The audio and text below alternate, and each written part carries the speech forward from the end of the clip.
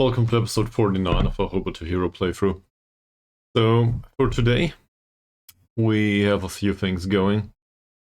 First of all, there's some sort of extended break again, so it's most likely that we will need to arrange a friendly or two. And then we'll play Johor DT in the cup match.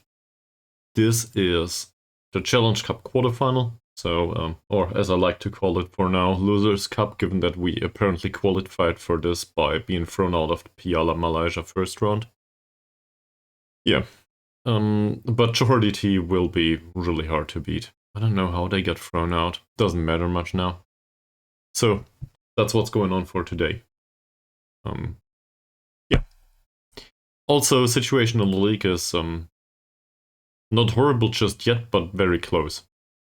We lost our match versus Perak last time out. And to be honest, it was deserved. So, I did some off-screen tinkering. And now I'm I'm starting to get known for this. So I came up with something like this. And to be honest, we will probably use this actually in the next match against Johor DT. None of our players are any good in a role as defensive wingers, but last time we played Johor, I think we conceded 4 goals or something. Have a look here. Yeah, we conceded 4 goals. But I think the majority of these were conceded whilst playing a more aggressive tactic. I'm not so sure anymore.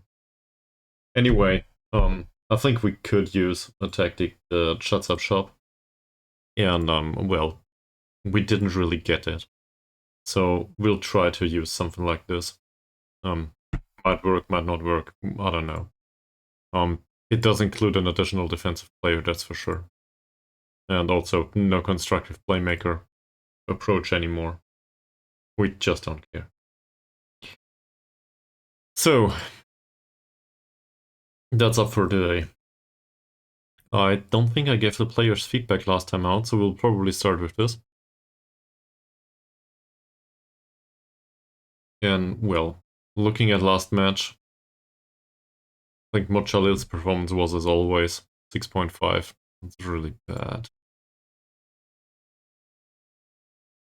We should probably have a look at his attributes at some point. As you can see, his command of area is pretty bad, and the one-on-ones are very bad. It's also the mentals and maybe the agility a little bit. But the rest of his attributes are decent. So any sort of redistribution would be fine. I don't know, reduce the handling by a point or two, I don't care. Same with the reflexes, redistributed to the rest. But that will not happen today, I think. So, yeah, we're actually hoping for some sort of mana decline, I guess. Just to get him back up again. Where was I? Alright, let's talk to him about this.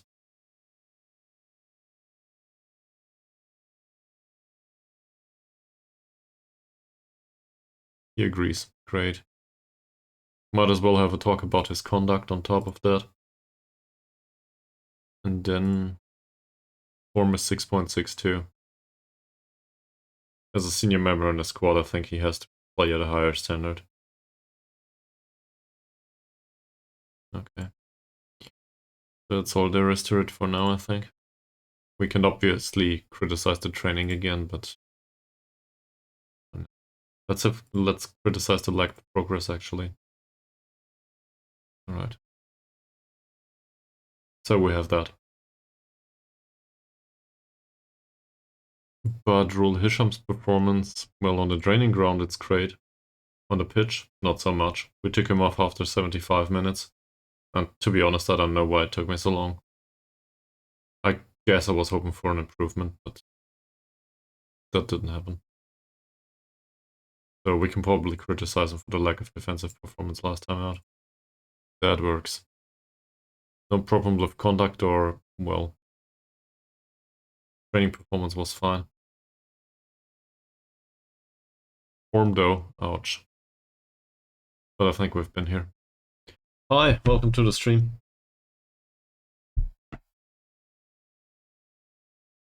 Let me know if you want to know anything in particular, or I don't know, have any interest in the stream or in football or in Football Manager, we can probably talk about this or that.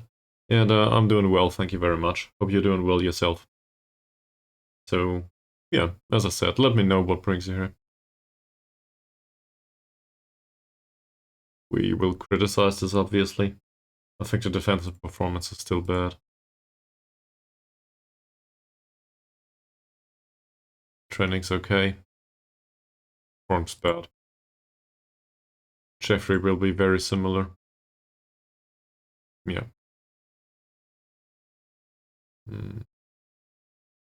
That's not that many interceptions, is it?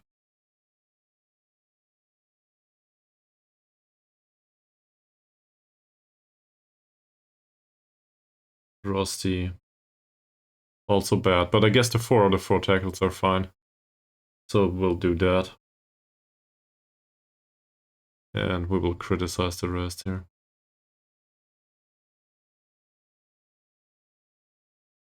Right. Zakaria trains well as always, but his performance in the last match was very bad. I think we'll go with the tackling success ratio, actually. Yeah. He wasn't successful with a single of his 2 tackles, so not good. Baru. Germany. Why do you ask? Where are you from?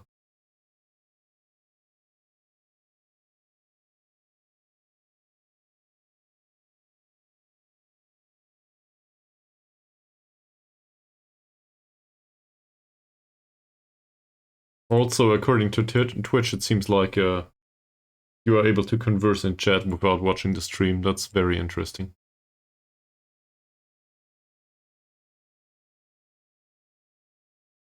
Ancun.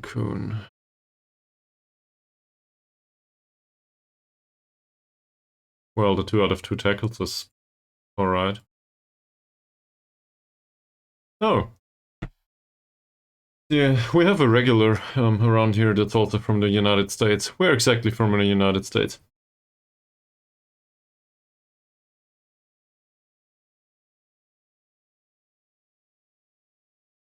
I was told there's slight cultural differences depending on where you come from. And, well, I guess also due to the heritage.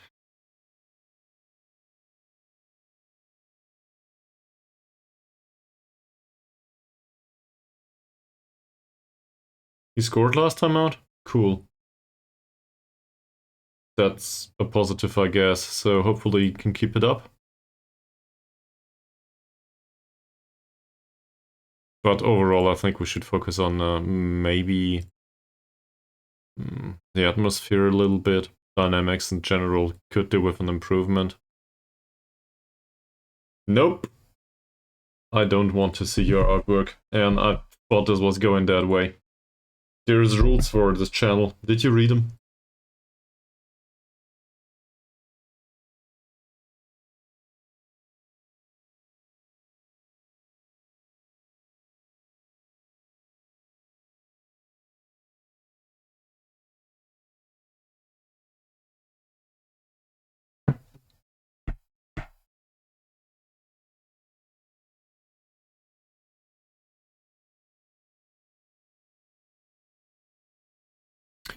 So he came out repeatedly.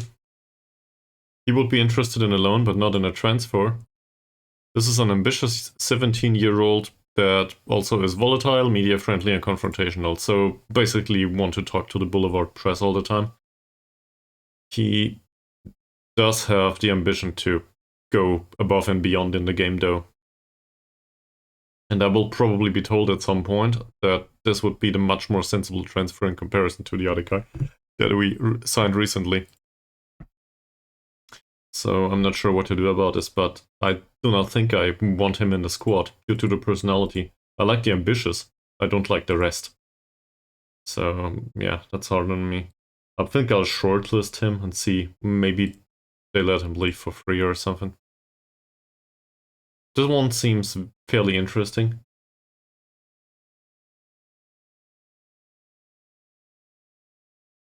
And, well, I guess if we had the money, there's money, I would be interested, but we just can't afford this. So there's no reason to keep him on the shortlist, is there? How long does this contract run? Just until 2026. Yeah, forget about it. He can go away for at least a year. So there's that.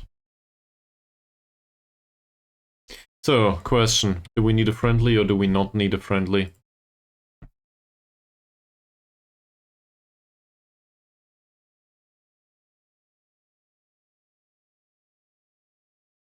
That's the big one for me for today.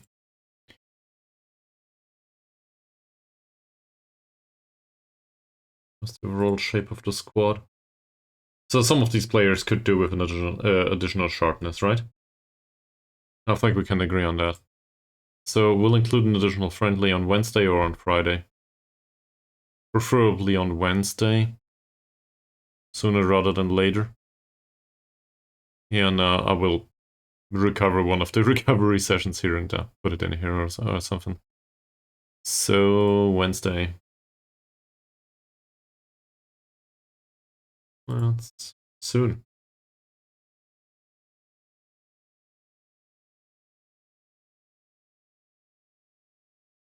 Sure. It's been a while since we played Sarawak, right? Might have been 2 or 3 days. It was. It was close.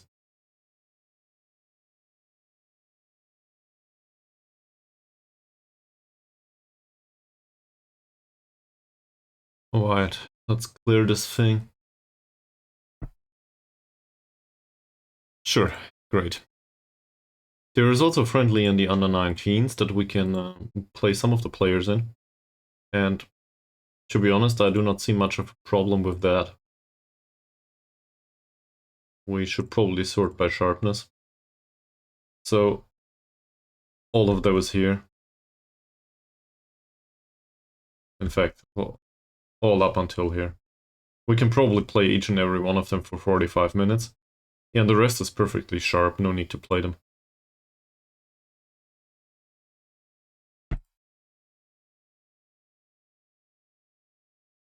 This.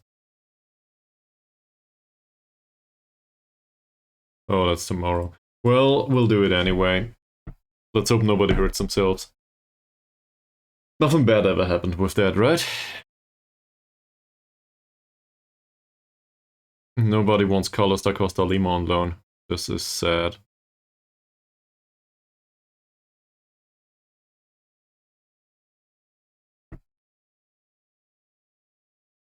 Let's see.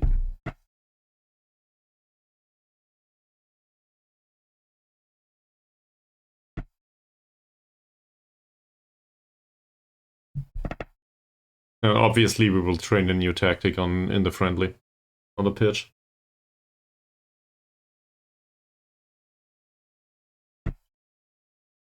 I could also adapt the training for some players, come to think of it.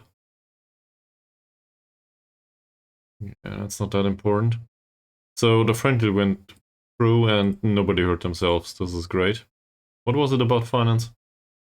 We had a slight loss of 15k this month. Yeah, we need to get rid of most of the stuff in here. They are just way too expensive. We gotta figure something out, something else. Most likely the thing we figure out will be Nils Ramang needs to manage all of this himself. But until the end of the season, we'll keep it as it is. Alright, let's have a look at this. So, we play him, well, we train him as a target forward right now.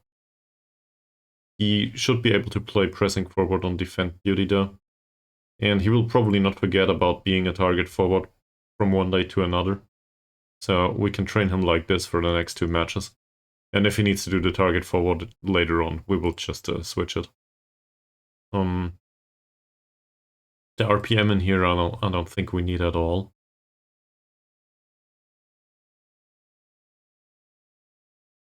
I think that the tactic in general needs 1 attacking player at least. There's also some concern here. Maybe we should include an attacking more attacking role here too. I don't know, somebody that goes through center. So inverted ringer on attack or something. Something like this. That would be less... Might even do it like that. That would be less of an emphasis on defense, but I still think that this is well covered overall. And the wingback here could still try to do some crosses from deep in some situations. I'm not so sure on the right. I think so, assuming we play Nizam here. Is he any good at this? This tells him to dribble less. What about, where is he? Badrul Hisham.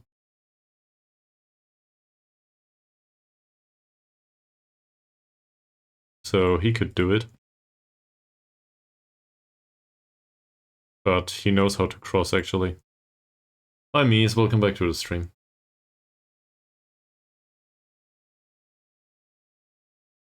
Yeah, he knows how to cross, he just shouldn't dribble. So the issue here is this is not really good for the roles for the players. And I think I'd like him to cross, or both of them actually, overall. So this is still okay for me. At least I think so.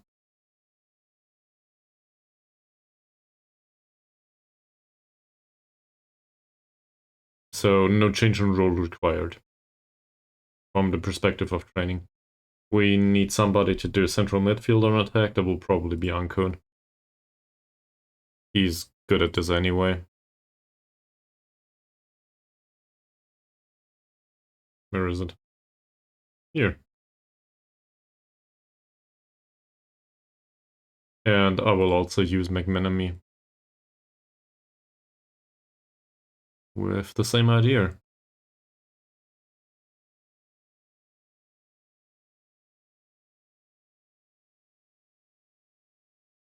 Asamunin can play this role anyway. Nah, his physical attributes are way too low. There's no use trying to train him like this. Inverted winger on attack. That's okay for him, I think. I think he'll be fine, yes. Hi, welcome to the stream. Apparently KFR was taken. Okay. So you took KFR was taken instead, I see. Now I only need to know what KFR is. Kentucky Fried Chicken? No. I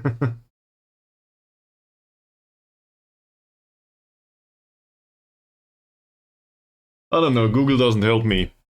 Please, please inform me, what's KFR? We're doing a Hobo To Hero save. So the whole series is called Hobo To Hero. And we are... I see, that makes more sense. Okay, well then you are way superior to me, at least according to the sub count. So...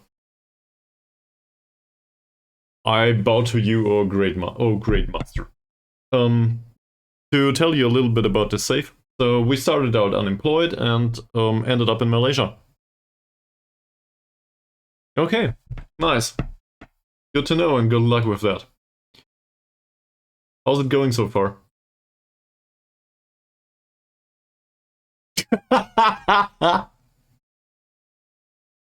In 2052. I'm in 2025. How did you... No, I'm not gonna ask. How long does it take you to skip through a year?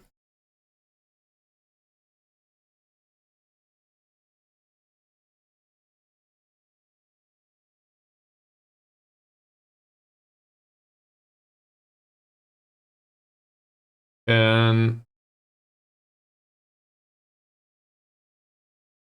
I see. And you well...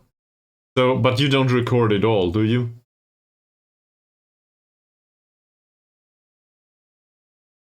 Oh, okay. Yeah. Alright. So it's a vastly different playing style. So I'm basically the opposite, in case you're interested. We hang around here quite a lot, and it takes forever to go from one match to the other. But I tend to fiddle a lot with stuff. So yeah, it's the opposite, but that can be fun too, depending on what you're looking for. So well, this is.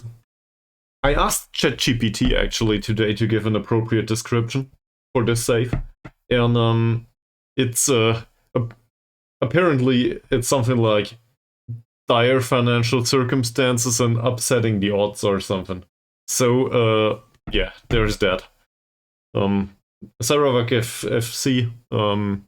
Yes, well, Sarawak United FC. Sorry, Sarawak FC exists too. No, it's just called Sarawak. Whatever. So this is situated on Borneo in well, in the Pacific. I guess it's the Pacific in Southeast Asia. And it's one of a few clubs that is situated on Borneo. So we quite literally probably take the boat to play our league matches from time to time. At least I do not feel like we can afford a plane. So yeah. We have also foreigner rules in here. I think it's 6 or 7 though. So we're more or less golden with that. Oh, next one is a cup match. It doesn't show right now. But the rules here, can you read this like this? Yeah, this stuff. So we have a maximum of 9 foreign players, 8 not including Southeastern, 7 not including Asian players. So basically we can have 9 foreign players if we sign somebody from Southeast Asia or Asia on accident. Yeah. I have a hard time using all of these slots, to be honest, because apparently people want to earn money once they play for a football club, even in Malaysia. And in particular, if they are forced to travel to, well, if they are forced to live in Borneo. And I guess the club is in Kuching. So kind of weird. I stumbled into the second club in a row for the second installment in a row that is in really dire circumstances. The last one was Hochdahl's IK in FM23. Well, yes, right after I did not get relegated. So we will need to do this first.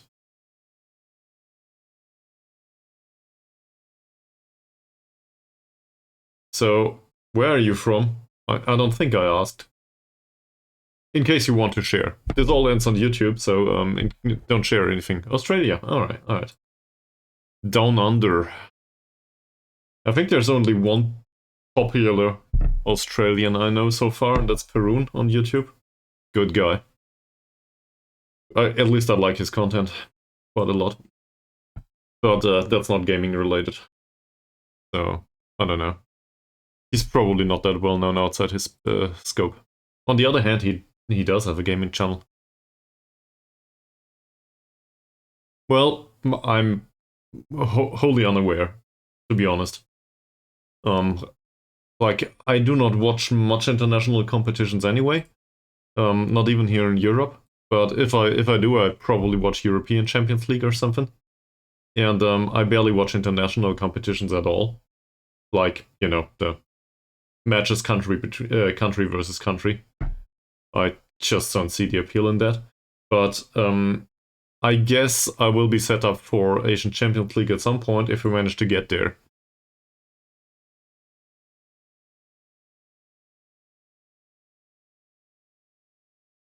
Like, I realize that Neymar is/was a thing, but how do I put this? I tend to be less interested the more hype the player gets, if that makes sense. I guess it's a fair reflection of my playing style, given that I end up with trash clubs all the time. Trash clubs with a state-financed 40k all-seater stadium, in this case. And also, we are in the league. I will just show you. I wear this as my flag of pride at this point. So I will show you. Where is it? It's in stats. team detailed. Salary per annum. This is what I'm looking for. So, according to this menu, we spend 122k per season on salary. Johor DT, on the other hand, spent 2.85 million a season. There's a slight difference there. And also, this is more than we can afford. So the board's already on our heels, telling us that we spent too much. True, yes.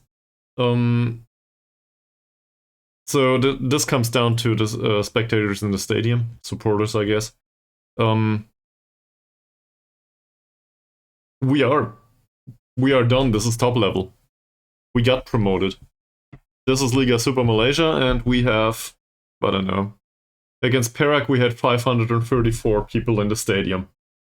And out of these, 102 were away fans. If we travel, we bring along 1 or 2 supporters. So, yeah, this is what we do around here. So as a result, most of the rules you are probably used to do not apply. Like the player-friendly rule and get 10k, that doesn't work here. Not anymore. Funnily enough, it did 1 league below, but most of the clubs do not want to come to Borneo to player-friendly. And they do not want to invite us either. Because, well, the trip over there is damn expensive. Yes, but...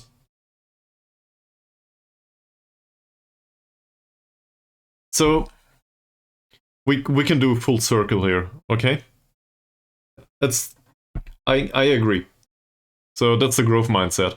But we can go full circle here. So first of all, the wage budget's empty. We pay I think the most we pay is 300 euros a week for our striker. That's the best player in the squad. Our scouting department, which has no budget whatsoever anymore, because, well, there's no money. So we also threw out the scouts because we can't afford them either.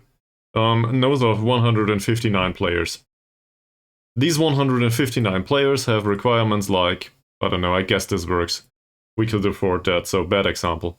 But most of them want, either they do not want anything to do with the club anymore, so this is a blatant lie here. Or, that's better. Or they want like 300 euros a week.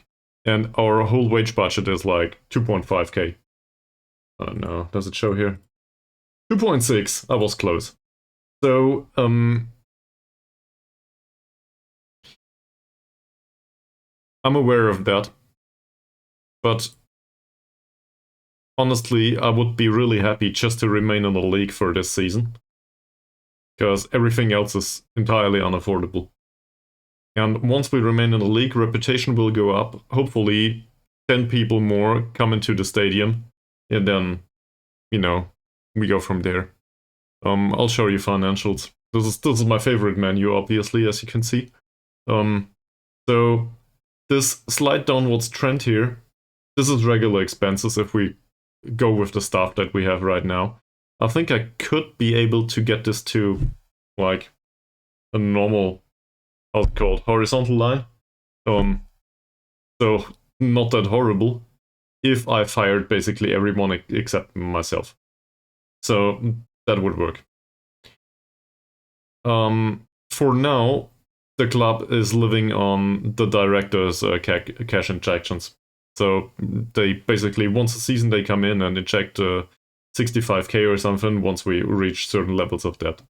It's an investment. I don't know what they invest in, because apparently this club does not print money anytime soon. So, yeah, we could try to basically take all of that cash, sign a few expensive players, hope we qualify for Champions League, and then ignore whatever is going on. And if it doesn't work, then, well, we're fucked. And we will probably get fired or relegated or both. So that would be okay. What wouldn't be okay is abandoning the save. Because the save is not about the club. The save is about the character. So, I don't know. But this is just me. So, the inverse is what I'm trying to do. I will probably fire most of the stuff, get them into healthy financial circumstances, and try to make do with it. So I guess I like to have this scrappy relationship with the club. Yeah. So much for the save. So that's what's going on. Now, Twitch reminds me I need to run one of these things, so please bear with me for 30 seconds. BRB.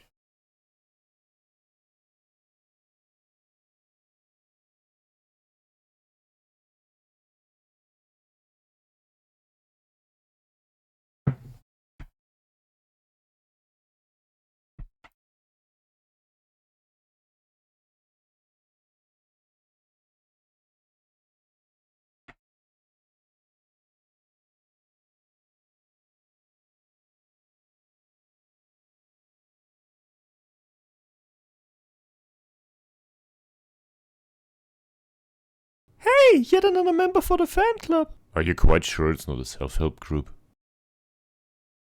Well, to me it's definitely the latter, and thank you very much for that one. You're welcome to stick around. So, usually I do streams Mondays and Fridays at 6 p.m. German time, whatever that is in Australian. You gotta translate that yourself. It's, well, German time zones are weird. I think we're GMT +2 right now. So, yeah. If this sounds appealing to you, you're welcome anytime. There's also a YouTube channel that barely anyone watches anything on, and a Discord server, in case you're interested in the community. But, you know, you do you. Alright, let's have a look at training. And whilst we're there, well, we probably do not need to talk to that many players here. So this is Mr. Zakaria. He's new. He's also professional. And considering the standard in this league, he has really good attributes. Form recently has been... I guess this is appropriate for a 16-year-old, but I'd really want him to do better. That said, he does improve a lot. Like, for our level of play, a lot. So, I'm okay with this, I think. And for the rest of the players, seems like the training works fairly well on most of them.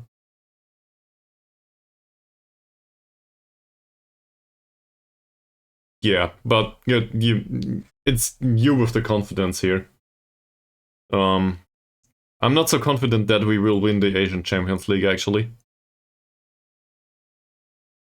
It takes forever. Just as a fair warning. It really takes forever. But on the other hand, we tend to have a lot of debates along the way, and sometimes we even talk shit about football in real life. So, oh, lone players, don't worry. Let's throw this guy out. So, just as a guesstimate, how much of the squad is lone players? In percent? Yeah, well, but, you know, this is the top league in the nation.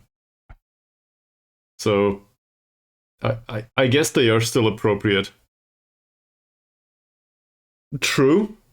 There is this teeny tiny problem that nobody considers us to be good intake for them.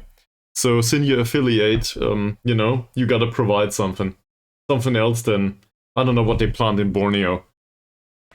I barely know. There's jungle all over the place, probably. I'm not sure. Hopefully this is not racist. It's an island in the Pacific, after all. Yeah, we do that from time to time. So, you have that right. Let's try this.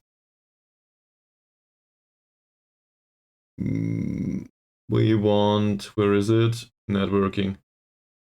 We want a senior affiliate. Hi.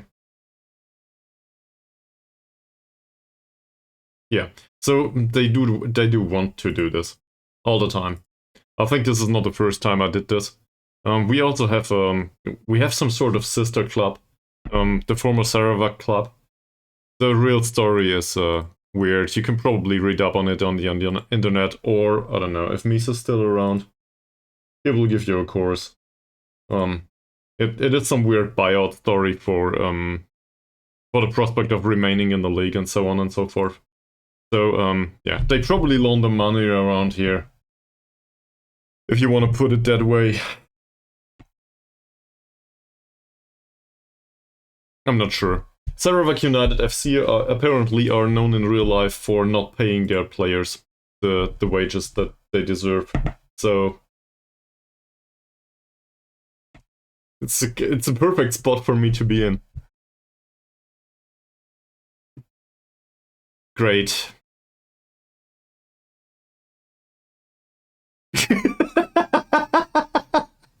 You got the humor. Yeah, this is exactly what's going on here. We'll leave him to the physio. I do not expect to win these matches anyway. So Johor DT are really hard. Really hard. The funny part is, the last cup had a 50-50 share in terms of earnings. So we had that going for us, which was pretty great. And 50% of whoever visits Johor DT, yeah, that's a ton of money. That was fun. So we earned like 30k in one day. So theoretically speaking, a cup run is really good for us, even though there is no prize money to be had in there. Okay, that's good.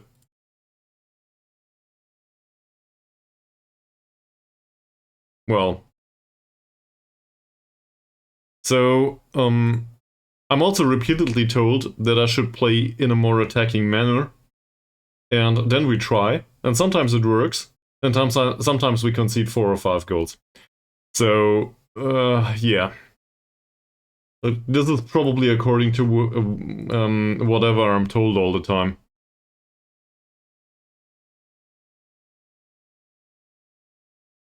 Ank ball tactics?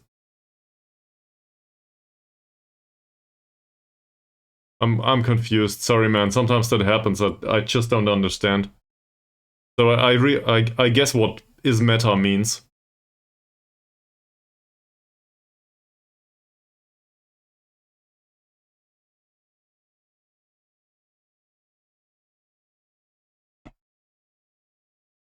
Yeah, it's a football manager. Bruce. Okay. Yeah. To be honest. Okay. To be honest, I never heard of the guy. But I know Tottenham Hotspurs to a degree. So there's that. You can probably tell that I arrived at this from gaming and not from football. Like, I watch football in real life, but I'm more interested in the gaming aspect. Always have been. I don't know, I think it was for Loser, so one of the first followers of the stream, and also a fellow YouTuber, that said he considers Football Manager a role-playing game. And to a degree, that's true. Like, it has character development, squad tactics, it's about a story. To be fair, you create one yourself. So, yeah. Okay, so apparently I've been living under a rock. But see, so they want to find a senior affiliate. There's just no club on Borneo that's willing to be our senior affiliate.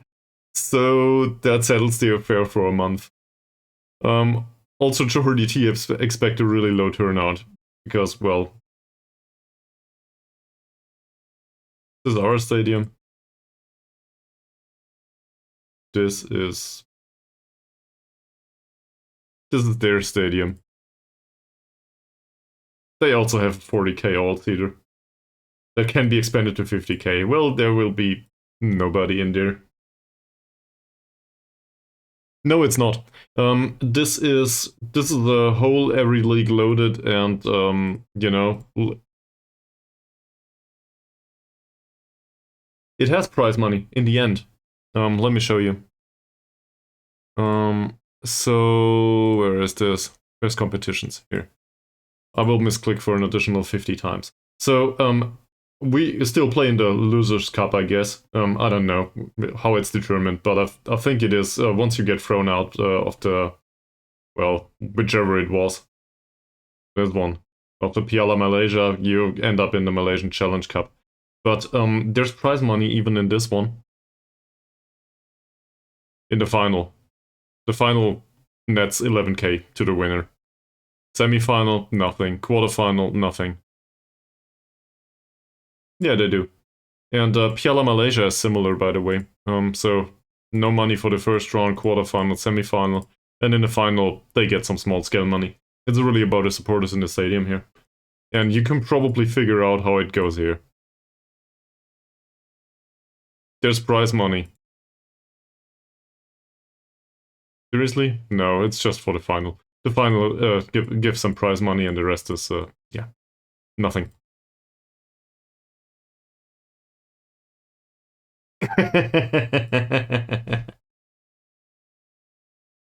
I like the humor. Alright. So, no, our star player in this squad is reportedly Elbuk Chuckstill. This is the best we can do.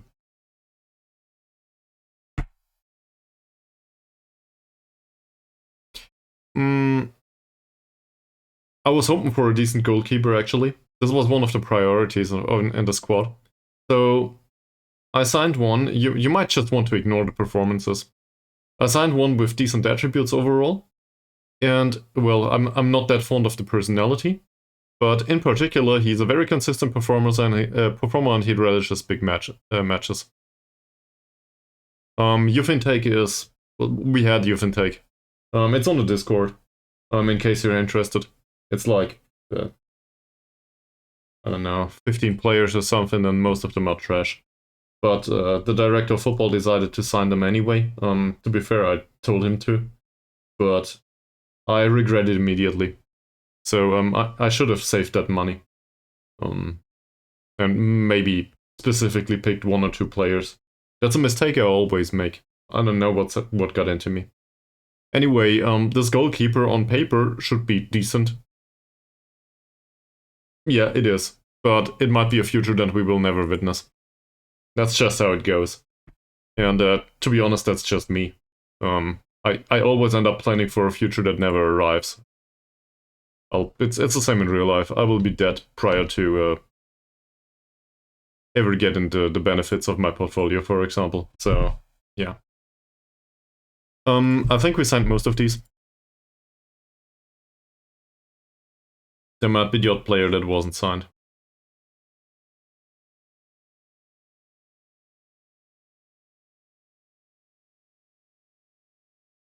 Well...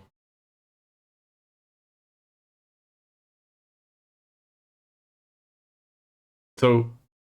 Oh, these are... Never mind. This is not our youth intake. These are youngsters that we brought in from other clubs. And we try to have a look if there's anyone in here that has really good personality and needs to be signed under any circumstances. So, for example, he has good potential. I don't know. But, like, to be honest, this player type is a dime a dozen. These are easy to come by. Good finishing, decent poacher, that's it. Malaysia, everybody's apparently tiny. So, if you find a central defender that has 10 points of jumping reach, you are gold. Then he only needs to be able to run, because otherwise everybody else will run past him. But yeah, there's some circumstances here that are, how do I put this? They need some time to get used to, if you want to put it that way. So that's why we also play with target forward. Right, well, it was new to me once I arrived in Indonesia, last installment of Football Manager. So, we had a striker back then, a Brazilian, Jorge Cesar. I don't want to lie, but he scored 38 goals in 42 matches or something. It was fantastic. Sadly, we did not manage to replicate that just yet. Oh, you gotta be kidding me.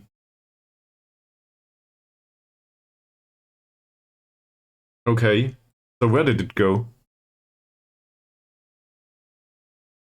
That's also alright. I guess we need additional friendlies.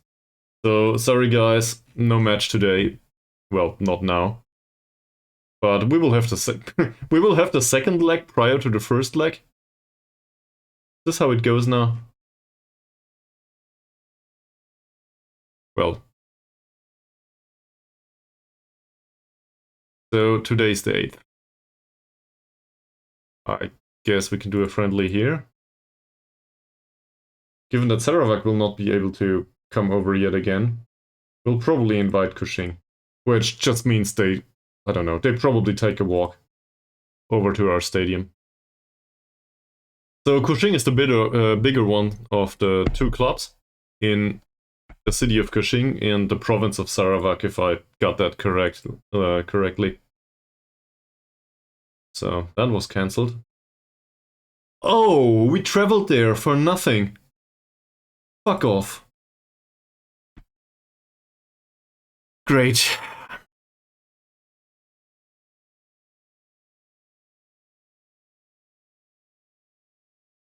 It was the other one that got moved. Yep. Alright. So we need to figure this out. Okay, we'll play him. I'll play the standard squad. This can go away for sure.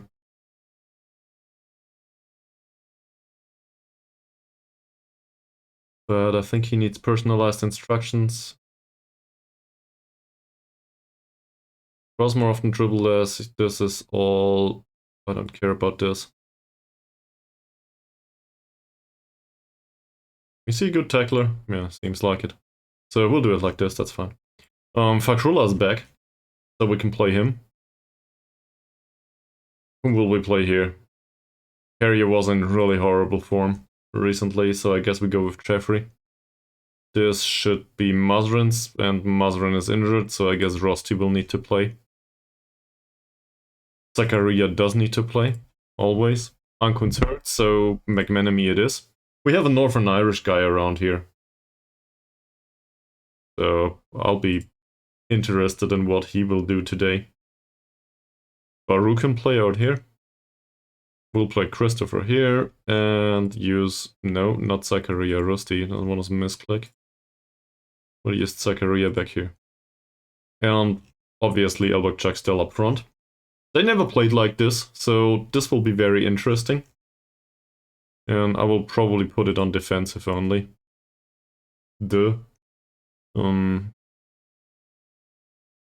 At least they start to get a hang of the passing style. So I guess that's a positive. Alright, we need a goalkeeper backup. We need a right back backup. How is he? Nah. We'll bring Amran. I don't care. Carrier is fine. No left back available. So, whatever. We'll deal with that later.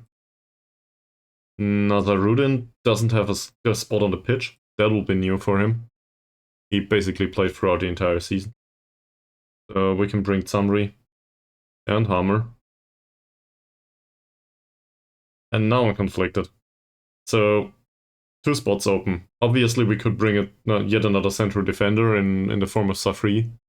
And just play him somewhere. In case it comes to it. Or take Nizam with us or Ares, but that doesn't make much sense. No, I think we'll pick from the youth actually. So, we have a right winger on the bench though. So, Da Costa Lima is not needed. Amat is not needed. He's also on international duty because fuck me. So I guess we pick from the under-19s. And now we're getting into the really horrible territory. And I don't know most of these players. So that might take a bit. I do think we had a central midfielder that was part of the youth intake that was reasonable. We'll just need to go there. Give me a second. Yeah, against Johor DT. So we'll be... They will mop the floor with us. So Malik is slightly hurt. That's bad. This would have been the one that I would like to bring along. So I guess Chuma Art, despite being fickle. He's in a position that we need, so that's fine. And Johari is not good. Do we have a left back here? That's no good. Saidi? Bah. I'd rather play our winger there. He's dot third. Great. We do need to have a left back somewhere. Him again, sure. So, Supramaniam, as well as Chumad. Okay, now I just need to find them. There's Chumad. You gotta be kidding me. I don't care. We'll take him with us anyway. And him. Entirely out of sharpness. Great. Alright, so let's have a look at the opposition instructions. Yeah. So, this is the kind of player that we'll face. I don't know what to do here. As always. This is my major concern in this league. It doesn't feel like I know how to deal with this. Sure, we could try to keep him away from goal, but you know how that worked last time out. So, no use doing that. Dribbling is shit, but he has bravery. So I guess we could try to tackle him hard anyway, given that he's not very sharp. So injury risk might be increased on him. I can do that. In the case of Diogo, dribbling is also bad, but he has bravery. So same applies here. Maybe tackle him hard. But I do not expect this to have a major impact. That said, he's 38, so who knows. Maybe he wants to visit the medical department. This guy likes to shoot with power. He has a strong right foot and he plays on the right. So showing him to the left means he has more of a chance to knock off a long shot. But I'd rather for him to shoot on the left than to cross on the right. That's something that I learned. And this, same here. Same logic applies. This guy's shit. Well, at least on paper. For some reason they play a 16-year-old in the cup. So his dribbling seems reasonable, sadly. Same with the first touch. Bravery is low and strength is low. I do think, though, that we can mark him out of the game. Because his passing seems okay-ish. Vision not so much, but I'd rather not have him as a passing station. Paki Chalil. Not to be mistaken with Mod Chalil. That's our goalkeeper. Really low bravery, really low dribbling, really low strength. So that's a case of knock me off the pitch. And the problem is, with that composure and first touch, he will probably be able to outplay whoever closes him down. And the off-the-ball movement and overall physicals are good enough to get away from a marker anyway. So any particular emphasis is probably overdoing it. It doesn't help. He does have good long shots though, so I don't know, maybe we'll trigger a press on him. But on the other hand, we play a low block. So triggering the press on too many players is dangerous. This seems like he's not that threatening. So I'll ignore him. Jonathan, good crosser. So if we can, we show him to the weaker foot. That should help a little bit.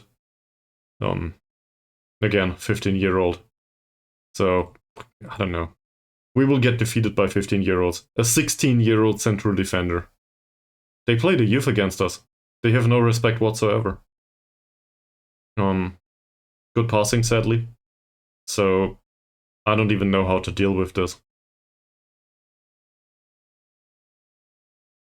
He does have bad first touch.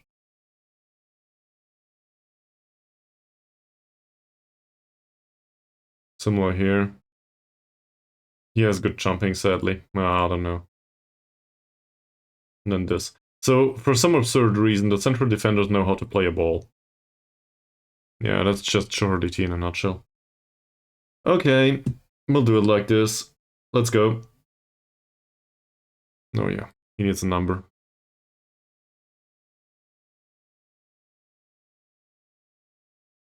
Anyone wants to take a guess about the result?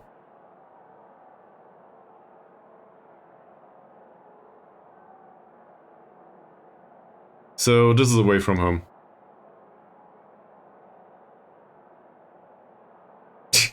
Thanks, Mies. Well, one moment. This is an away match. Are we... are we talking about conceding 3 goals on our side, or are we talking about giving it to Johor? I'm not sure. One of the two would probably be appropriate, and the other one I would suspect is ironic. Yeah, losing. Okay, thank you very much. Thanks for the confidence.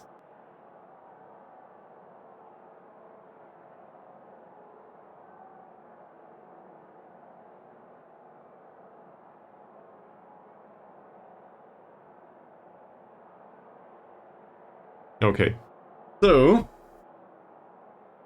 not to be interrupted, we will run another one of these damn breaks, and then we will go to the match. See you on the other side.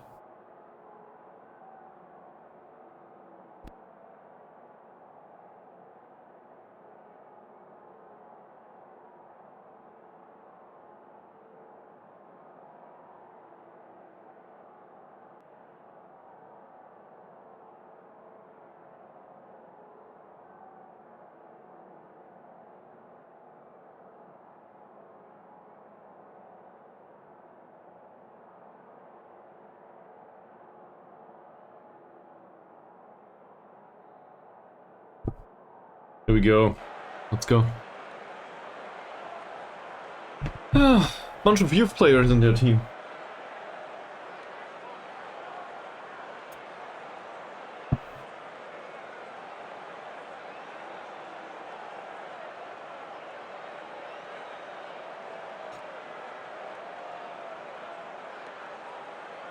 Yeah, you did.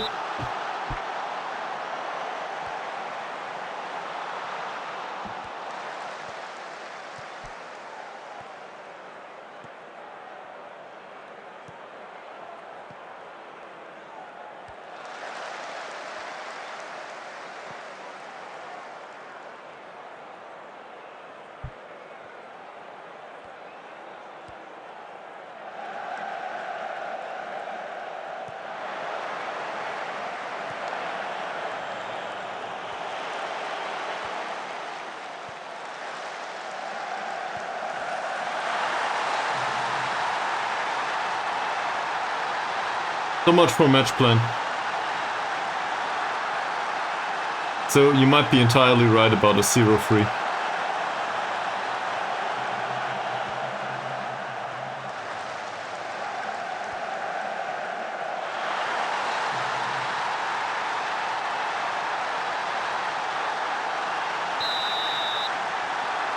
I will keep it like this for 15 minutes and, well, if it goes the same way, then I will need to come up with, well, we will just go back to the positive mentality, I guess. Which will be really hard on us. Ouch.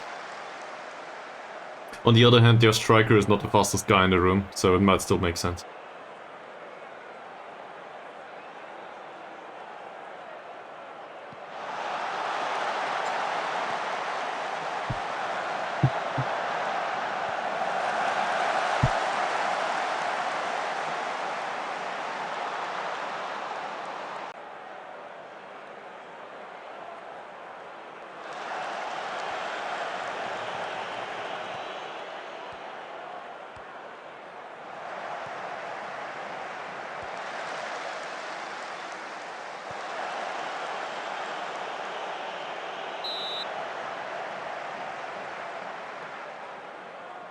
I think I repeat myself if I say this feels the same like the last time we played Johor DT.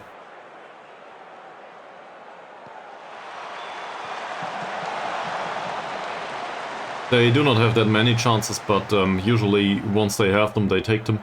So basically superior quality. And we don't have any. So, Mies is correct about this one.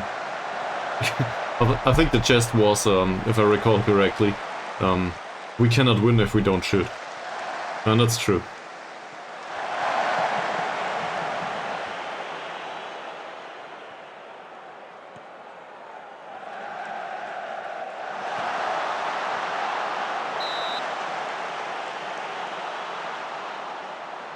So, do we want to push them away from our own goal and try to play a constructive build-up play?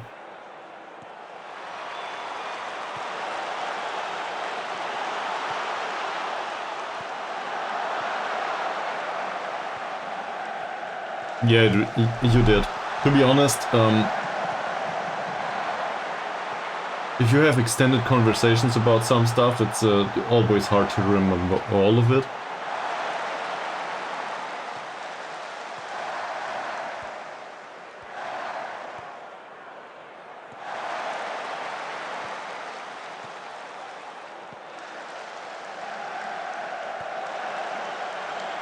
But these kinds of crosses are really dangerous.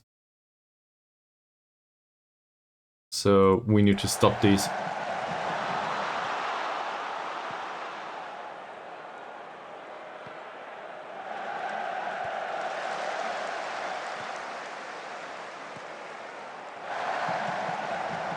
Well, yeah, true. We're basically hoping to win the ball and then go on the counter-attack, and that's about it.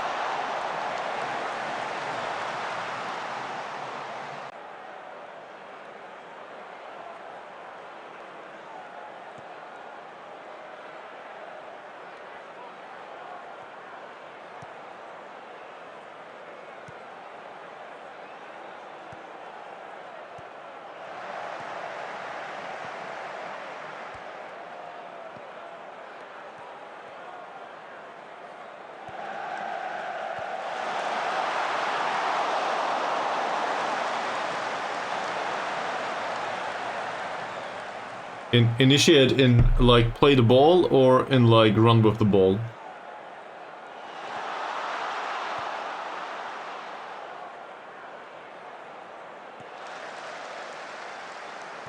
Yeah, so, the two players that are running should be the two on attack duty. So, that's an inverted winger and a central midfielder. And the central midfielder is this one, McManamy.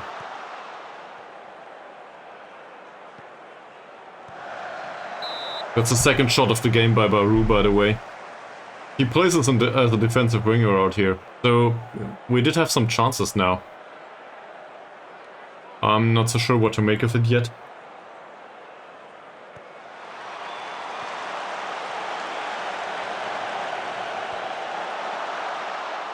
And it's 1 goal so far, so... Also set pieces. Well, you can't eat expected goals. Sadly. But it seems like we have the match somewhat in control. For some reason. Quite contrary to the goalkeeper.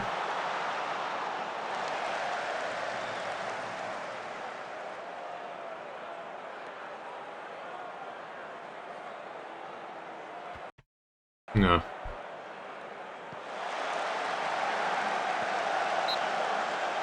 Okay.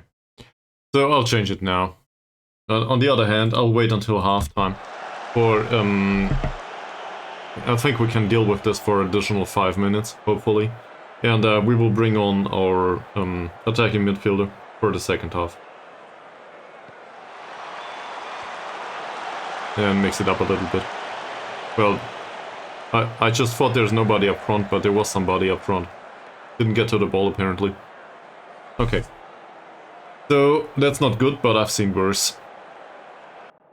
In particular against Johor DT. So, we'll try to do this in the second half. Roosty's no longer needed, I think. We'll bring on Nazarudin. And Elbak just still seems to be tired again. As always.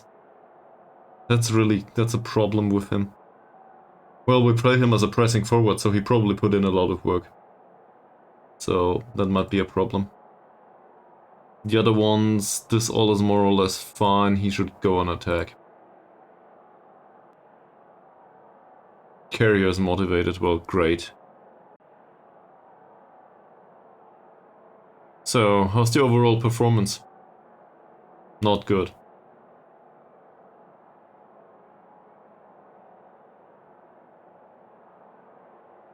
The 6.8 rating is not that bad. For some reason he's rated okay-ish as a goalkeeper. I'm not sure why that is. So we'll use everybody with 6.7 and below though, and tell them it hasn't been good enough.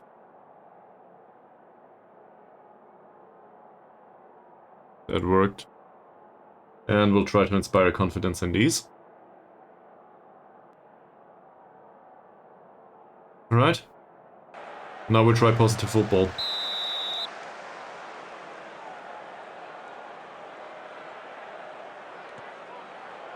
Do we still avoid crosses here? Yeah. The trapping on the outside or inside I'm not so sure about. Is there a particular location that we're trying to win the ball back? Give me a second. This is not here. This is in this menu. So looking at this, again, he has bad dribbling. He has good dribbling. He's bad. He's also bad. So I assume we trapped him on the inside.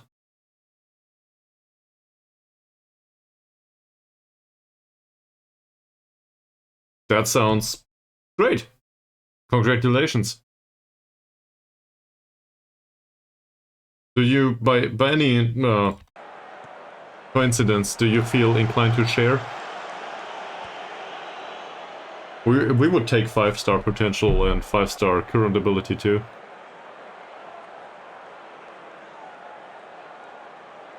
Well, that stuff happens. That was a good tackle.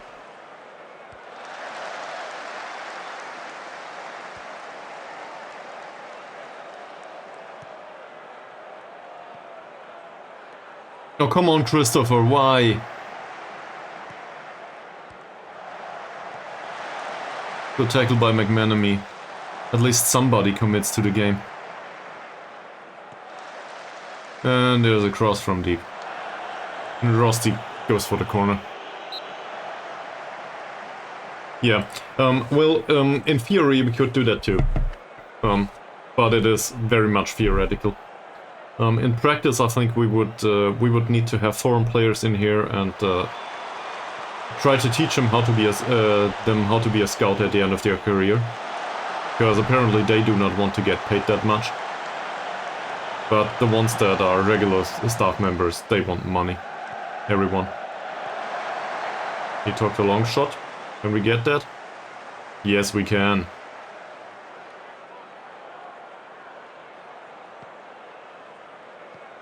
That seems to fit their concept, though. Ajax are somewhat known for having young players in their squads, don't they? That's a foul! Give him yellow. He doesn't. Baru. Still Baru. It's just a corner. I was hoping for a penalty. Rosti takes the corner. That's nothing. Come on.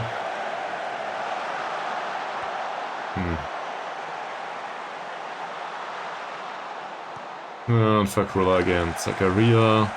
Badrul Hisham. He's a bit out of position. Good ball. Bad ball. Well, I guess we retain possession, so that's a positive.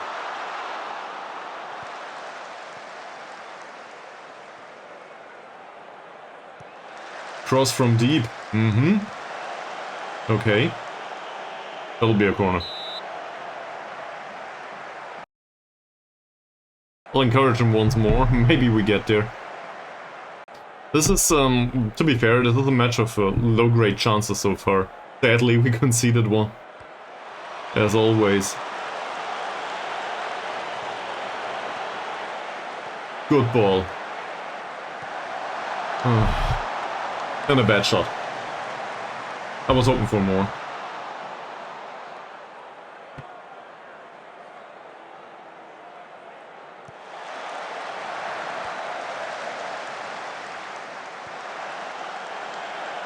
Ooh.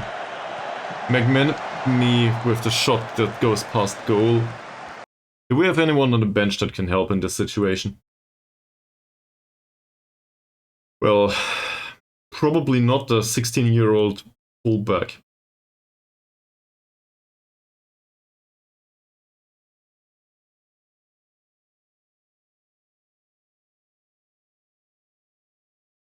We could bring on Azamudin, but then the entire, well, we would play a little bit more, I guess.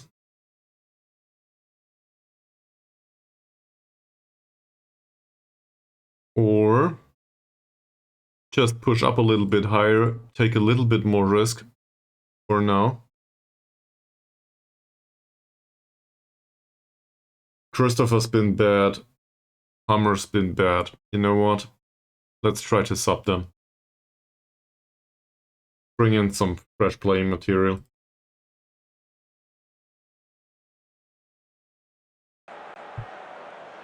They did their jobs. Now somebody else needs to take over, and hopefully they're better.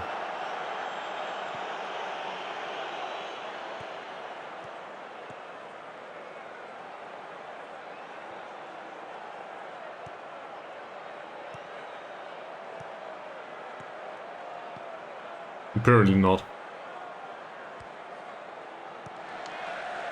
Well, that should end up with Jeffrey, that's fine. Rosti, Zamri. Cuts inside as instructed. Zakaria, Zamri again, and back.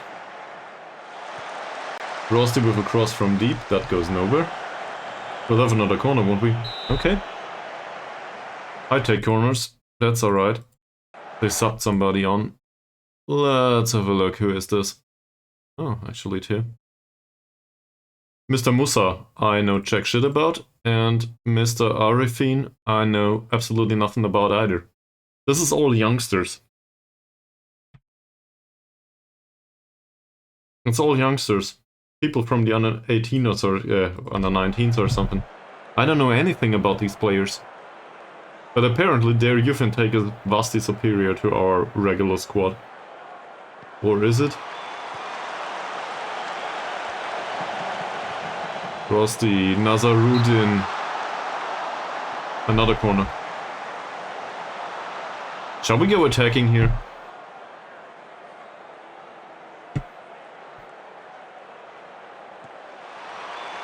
Jeffrey, there we go. Nice. So I guess we'll keep it at positive. But now we need to win this match.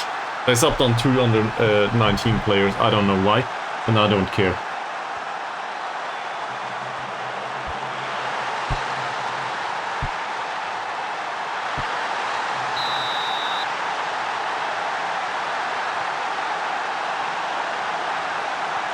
This is still away from home. So I guess we encourage them to do even more.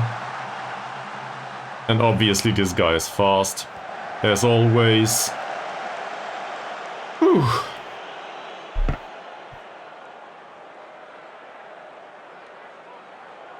Don't do anything stupid, Mod Jalil. I will. How many supporters are there? 3.6k. So stadium's still more or less deserted, but in comparison to ours, yeah, this is great. Come on, get it! He doesn't. McManamy.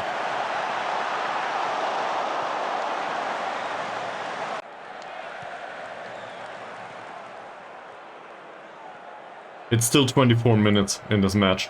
We have 2 stoppages and 2 players to sub on. Is there anyone that we would need to see on the pitch now in this kind of situation? It's not a penalty. No.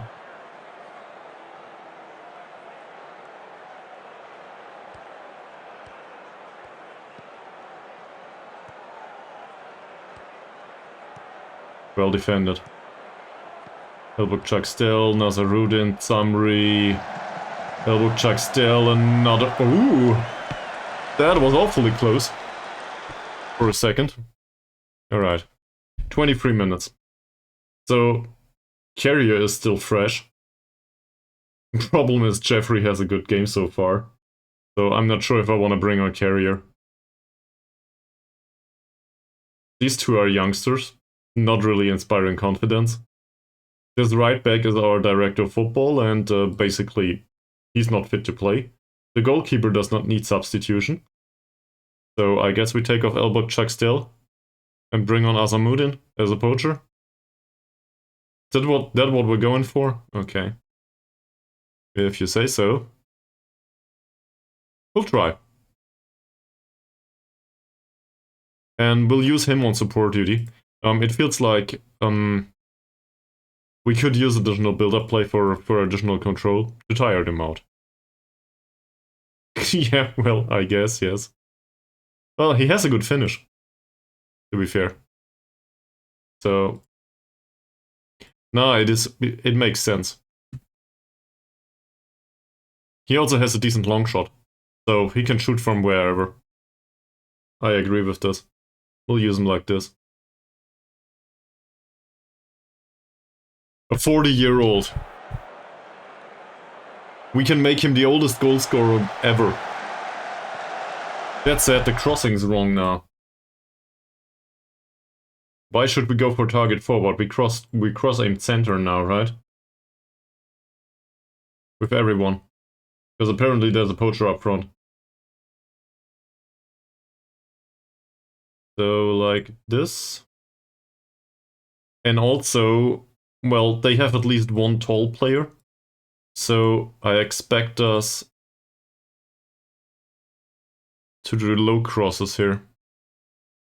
Because he can't jump for sure.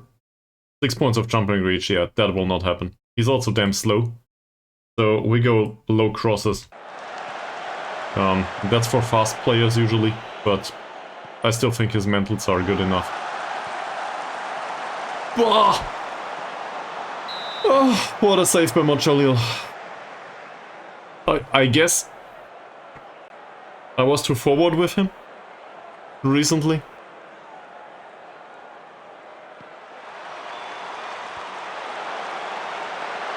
Okay, we got this.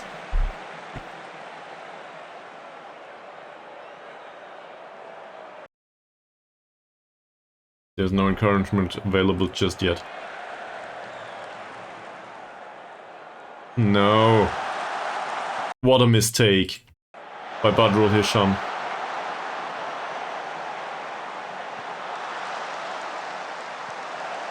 Jeffrey, well defended. Get it. He doesn't. And another long shot.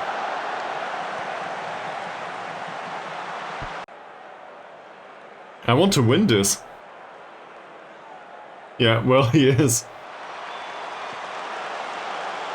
By the way, it's quite funny that everybody is called a sausage at your place.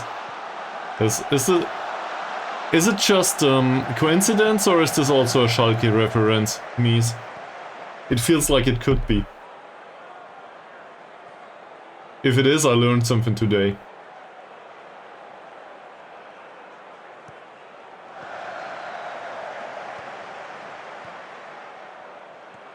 Come on, Hammer. Get it inside. We will also take a corner, that's fine. So who's left on the bench? Carrier. Well, I agree with you, though. These mistakes in defense, they are costing us. And funnily enough, Badrul Hisham trains well recently. So, I mean, I guess it's a problem on the pitch. Not so much off the pitch. That's a new way to take the corner, I guess.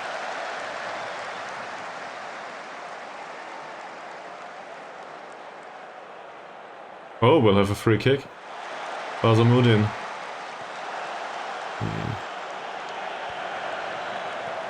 Hammer. For Zakaria and... Oh! So close. So damn close.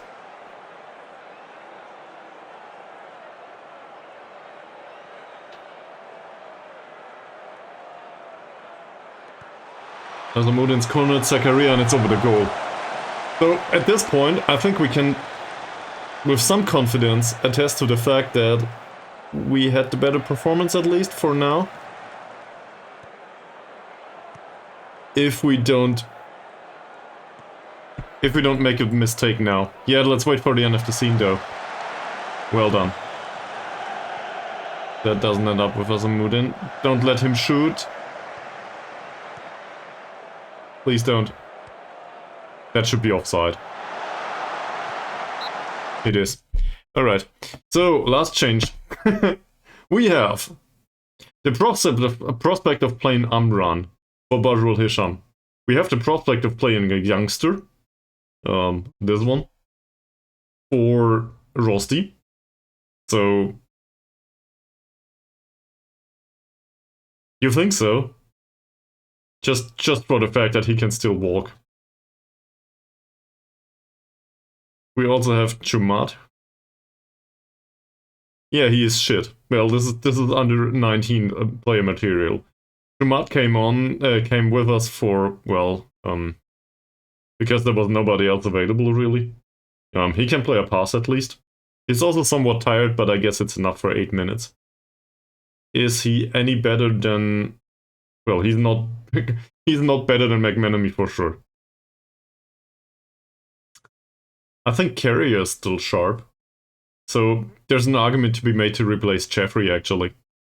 That would also cover the left back position a little bit. How do I put this? I might regret this. I'll do it anyway.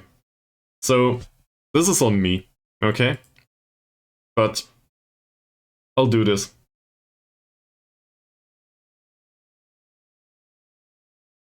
We gotta give him some positive playing time at some point. And for 8 minutes plus stoppage time, maybe he will do. Emphasis on maybe. Oh, another chance maybe? Samri.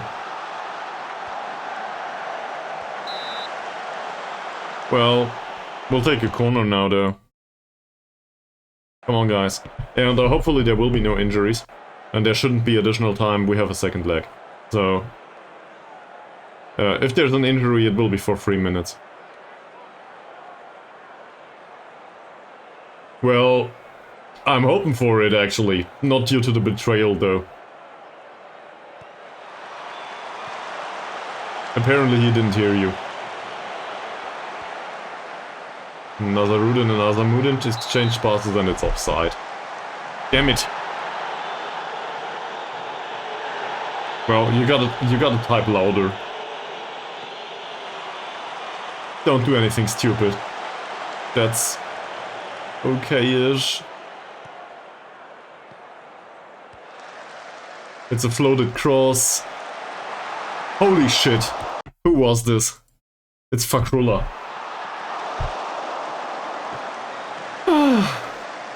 This will end up as a draw, right? Yep. No, maybe.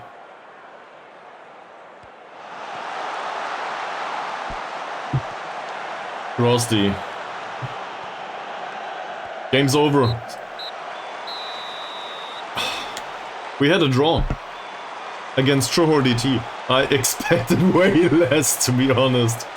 And also, well, most likely due to the fact that they played a ton of youth players, we actually stood a chance in the second half.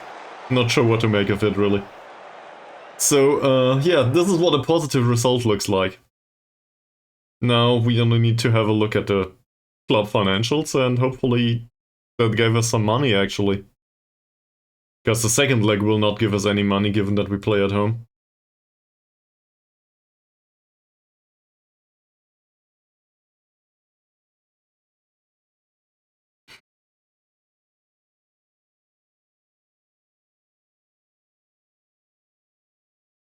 I'm happy with this.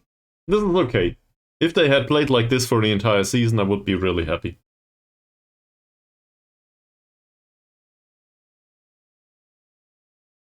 Jeffrey scored after a corner. Well, alright.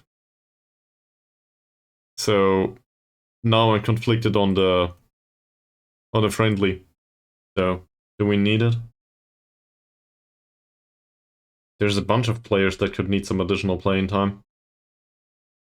But this is way too close, isn't it?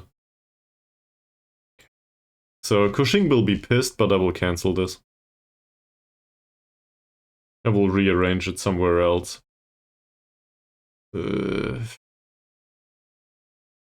Well, we could play a friendly.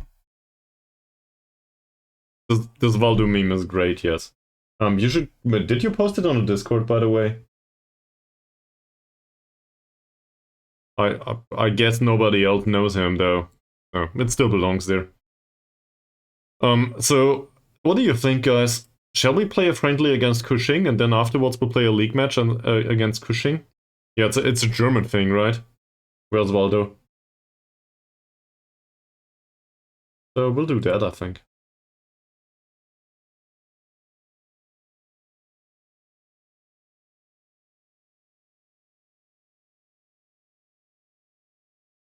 And this is 1, 2, 3, 4, 5, 6. Well, it's 1 day more. It's an 8-day gap, right? So we can do a friendly in here somewhere. Maybe there. Tuesday.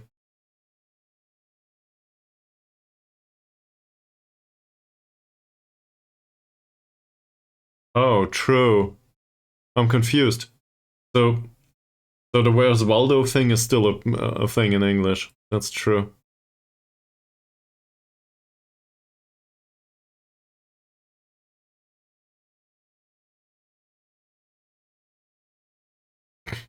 Well, if we actually make it to the next round in the cup, I don't know what to say.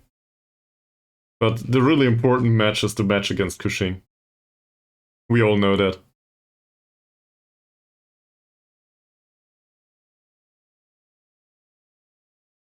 You didn't? How come?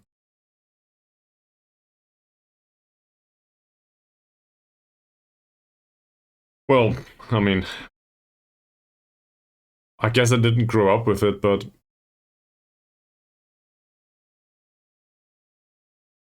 yeah, thank you.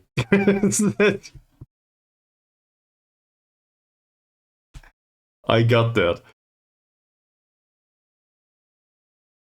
Oh, the German. Yeah, I don't know the German version either. But I think I had a book as a kid or something. At least it feels like I should know this from somewhere. Anyway, yeah, I don't know. Maybe they translated it later on or whatever. I might be too young, I might be too old, who knows. So, Cushing and then Cushing again.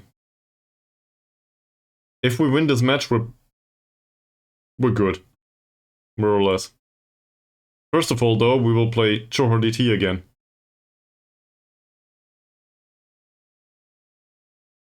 Yeah, we gotta win against Cushing, and then we're more or less good. They also have they played 1 game more than we did. Yeah, apparently everybody else did here. So we got a game in hand. I always forget that. But we have a game in hand. Against Selangor. Well, fuck me. Alright. It is.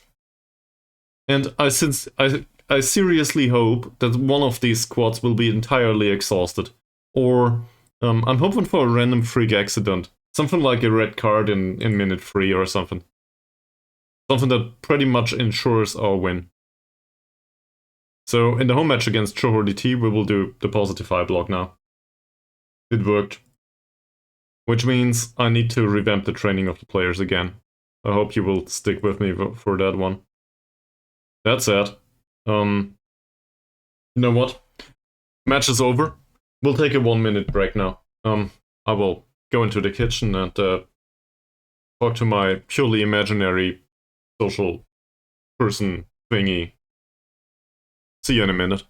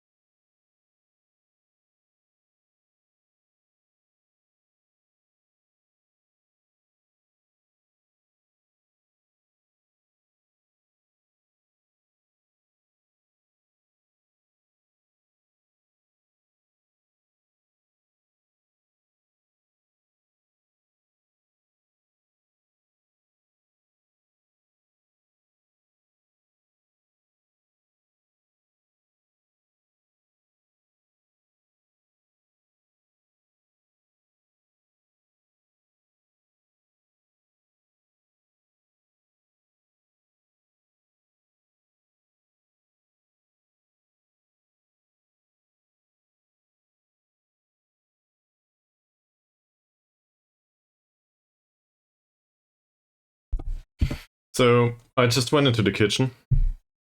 This is what I find in my kitchen. That's what happens if you do hardware work in the kitchen. Great. Where were we? Oh yeah, I wanted to redo the player training focus for the next match. So we'll put them back to where they belong. That tactical revamp didn't last long. To be fair, they will still get used to it at some point. I think Christopher is done on another role too. We can leave him here, really. Doesn't matter much, does it? Rusty is probably... No, he's still in defensive midfield. So that's fine. Ankun's training might have changed, but it doesn't matter much. He's hurt anyway. I'll put him back here. McManamy still plays as a roaming playmaker, right? But he knows nothing about it. Well, we'll keep him there. I think he had some reasonable appearances, despite the star rating. And then we're done. The rest of the roles didn't change, as far as I'm aware. So, 9 days. 2 trials that finish, 3 trials that finish, actually. Who are you? You're one of those that I cannot afford, right? Ooh, he's from Sarawak. I still can't afford him, and I don't want to. What's with the rest? He's not much better.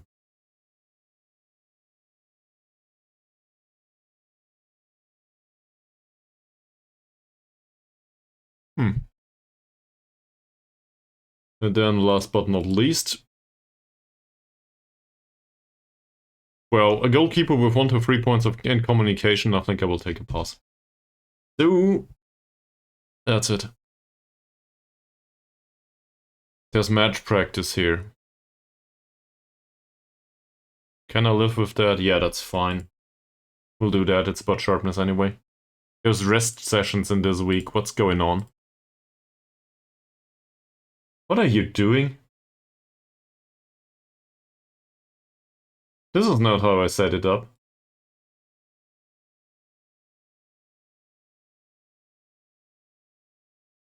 And I will not have match practice here either. I think that's too much. We'll have an overall session and a rest session and, well, a recovery session. Might as well do with a second recovery, actually. Or something like this. No.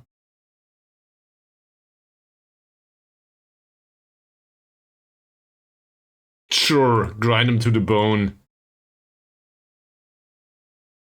Season's not that long anymore. They'll be fine. No worries. Thanks, I had a look at them. There's a bunch of other trials that finish. So, in the under-19s, is there anyone in here with really great potential? That's on trial. Nope, never mind. This is all okay, this is not. We need a review session here. Done some recovery, that makes sense. This is alright. Same here. So playing Selangor will be really hard. That would be the surprise victory of the season, winning against Selangor. Didn't we pull off something like this? It wasn't Selangor though, was it? No, it was Terengganu. That one, I have no idea to this day how we managed to win that. We played a positive mentality, and, well, apparently Charon knowledge specific instruction helped a little bit. Ahmad labored to a 6.7 rating in the under-20s and international game. Great. Now that he's back, maybe he can play for us. And I do not care about this.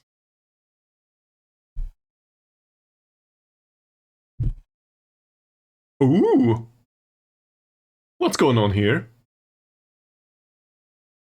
This is what happens once a striker returns to his goal-scoring form.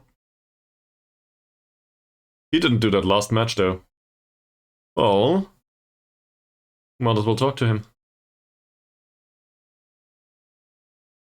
Come on, guys. There's also a bunch of players on the yellow card ban, more or less. Well, one yellow card away from a ban. That's it. So maybe we should be careful with them. But then again, there's still 4 matches to be played, and we need them for basically all of these matches.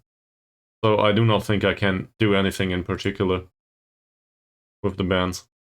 Obviously, I could play a weaker team in the cup or something, but I just don't want to. I wanted to look at finance though. Can you read this? This is absurd. So we need to make it to the next round in the cup. That's all there is to it. This is... I completely misunderstood Malaysia. It's all about the cups. There's only supporters in the cup games. And the rest of it, who cares about the league? As long as you do not get relegated. You do not even need to make it to the Champions League.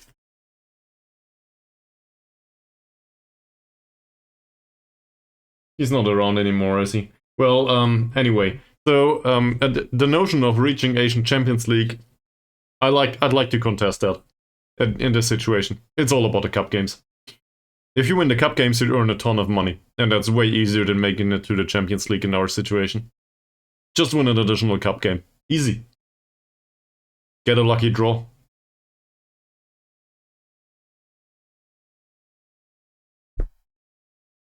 So now we can debate if Johor DT is a lucky draw or not, but at least we got money. And a ton of it.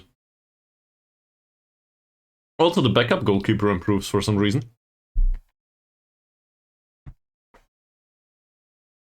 Why not? Good stuff. Just still positive, apparently. Alright. Carlos da Costa Lima trains well. That is unexpected and I like it. If we had a less stressful end of the season, I would probably play him. Same with Hamad. And this is uninteresting to me. Okay. So, nobody hurt themselves just yet. We have a friendly against the under-19, so I guess we can have a look. Are there players in here that absolutely need to play? Obviously, I fucked up the menu first.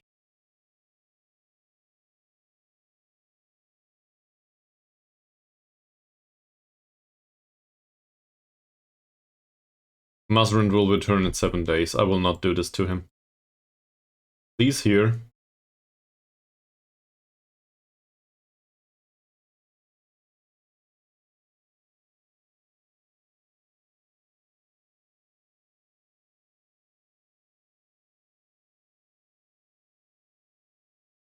McManamy is a dangerous... That's a dangerous prospect of playing him immediately again. And I would regret hurting him given that Ankun is injured. I'll get it done. It'll be fine.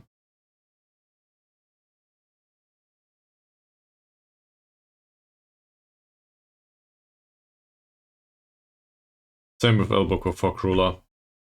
Hammer we can replace with Baru if worst comes to it. So you can have them for 45 minutes if they are able to play there.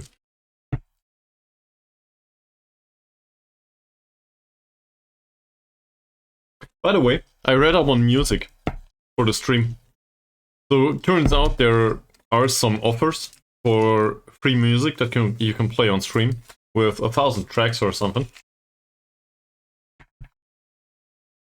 And also, weirdly enough, I read up on Reddit that most people apparently on Twitch, or not most people, but some people on Twitch just play any music whatsoever and cut it from their streams afterwards, from the recording. So if you do not get a cease and desist immediately whilst streaming, there's no problem. That confused me quite a lot. This seems to be the American way to do it.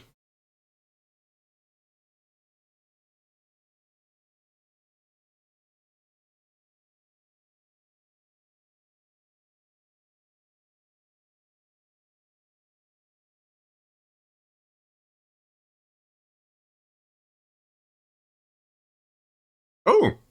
Azamuddin was impressive. Oh, where? He scored! Great.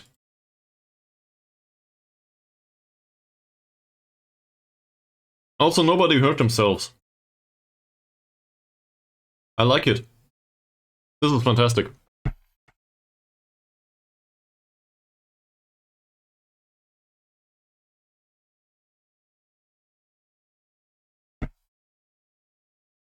So, yet another match against Johor DT. Yet another match where we're quite sure that we are the everlasting underdog, and yet another match where we hope that they will... This is another striker. That they will play a bunch of youngsters. Because most of these players didn't play last time out. Are they all in international duty or something? I gotta find out. What does this stand for? The grayed out thing. Do any of you know? What's the issue here? They're not hurt. This is marked by a small icon. I have no idea what this means.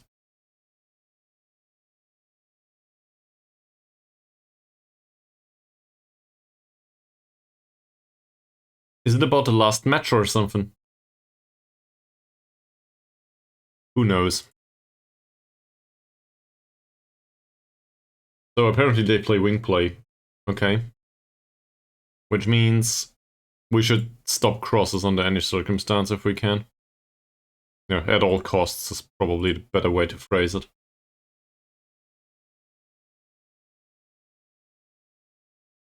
But last time out they hardly had any. And there's something that I need to do. That's not enough for praise, is it? The passing's great. Well, he rolls the ball out. So 28 out of 28 rollouts was successful. I'm really, really proud of you, Marchalil. You can roll the ball to the next central defender. Fantastic. Elbow check still. Oh, this natural fitness seems to be worrisome too. His natural fitness is 8. So as a result, his sharpness, it's prone to decline. I don't like that. I did not really think about it back when we signed him. By the way, we should focus on this. If we want to play like this.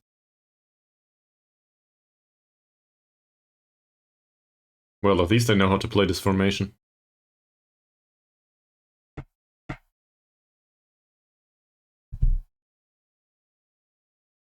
Four days until the match. Any ideas or comments?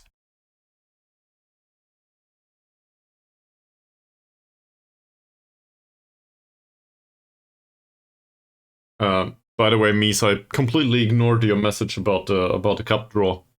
Sorry about that. So you will earn a shit ton of money from that? Is that how it works?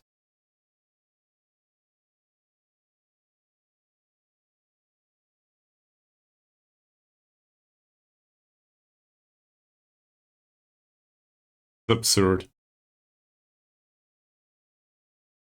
So they do not. The away fans don't come.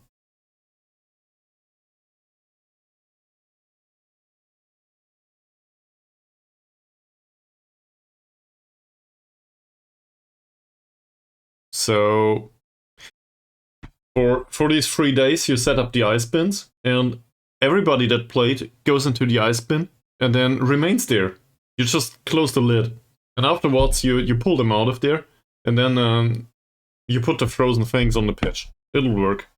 It'll be easy.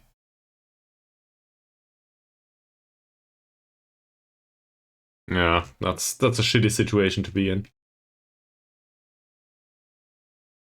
Apparently Rusty is wanted by somebody. Cool. I'm not so fond of the performances of Christopher recently. 6.7 rating it says. He had a 6.4 last time. That's it. 25 out of 25 passes. This Is that a reason to complain? I'm not sure. I complained about the lack of chances created, but that's about it. Also, his morale's shitty. Summary, on the other hand, I mean, that's slightly better. He misplaced a few passes, but at least he tried. Not so sure, actually. Barou's performance wasn't great either. 6.1. Just look at that. And if I criticize his lack of chances created now, he will start complaining that he had a key pass. We'll see. Never mind. He accepts. Great. Hammer did have a better game, if I'm not mistaken, but not by much. So, same issue here.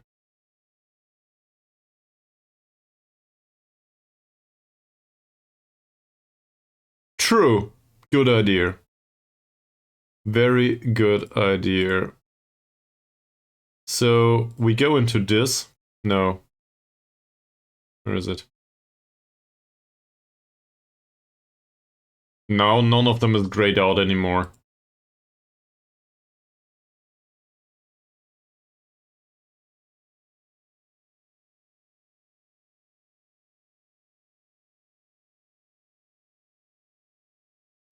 We would need to have him on the shortlist and to have a scout behind him. So I guess what we can do, though, is we know Diogo played, and we know there was somebody else here in Diogo's spot.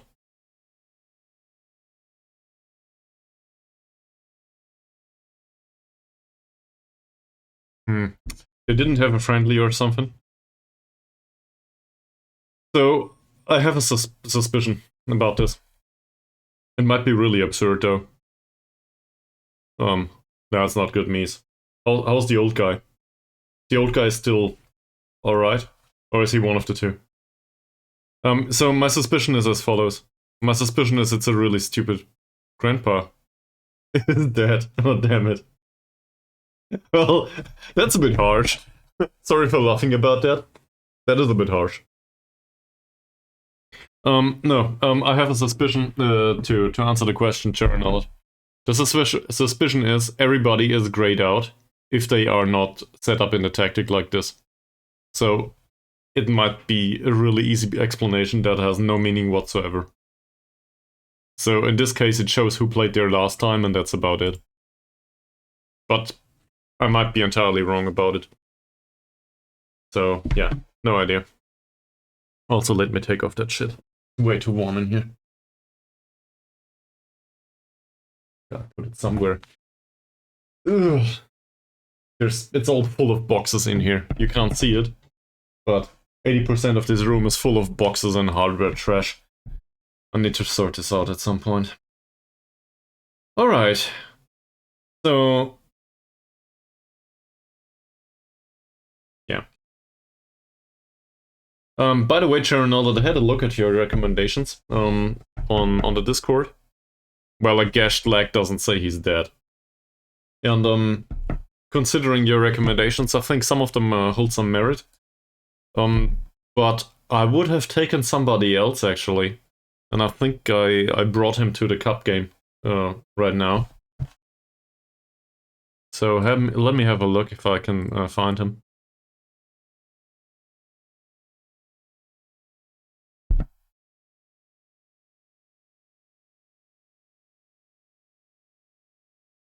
There's a game. Okay. Where the hell is he? This one.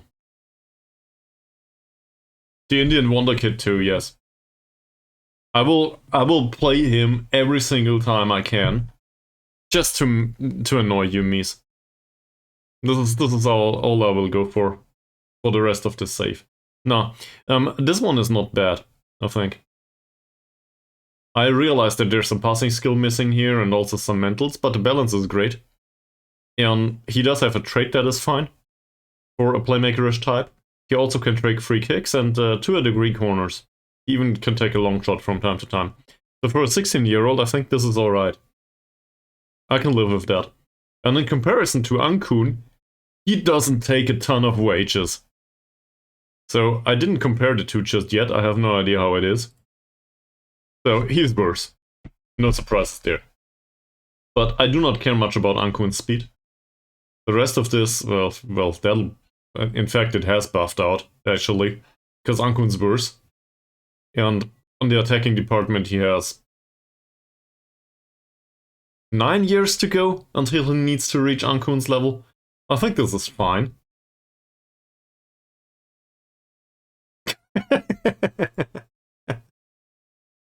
I like that response. And it will not cost me my job. We will generate some value there. It might be 50 euros, but we will generate value. I'm confident. Really, really confident. Also, there's another training report here. Didn't we just praise all of them? Apparently it's been a week. So, we'll do that again.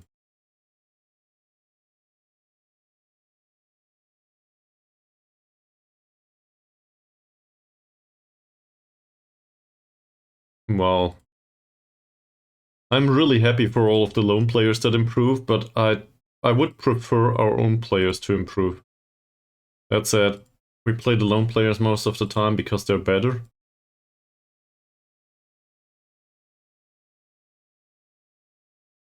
Still going strong, our goalkeeper.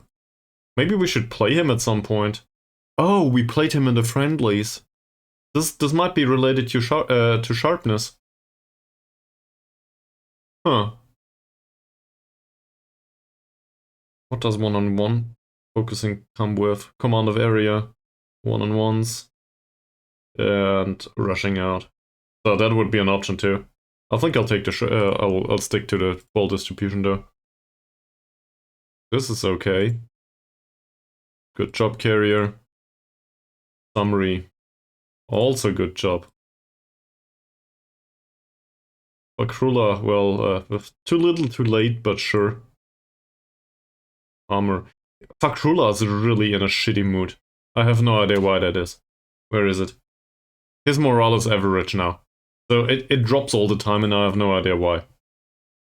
I hate that.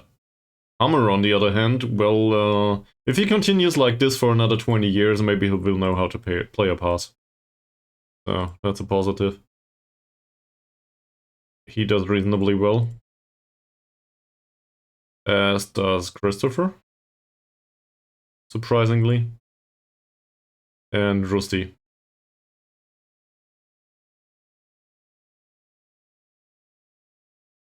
It's even true for Bauru. I'm not sure what to make of Bauru, to be honest. He's 24 now. Some of the stuff here is concerning. We signed him as a backup to, well, he did play last season all the time. So we were hoping for a little bit more, to be honest. And looking at the overall development here,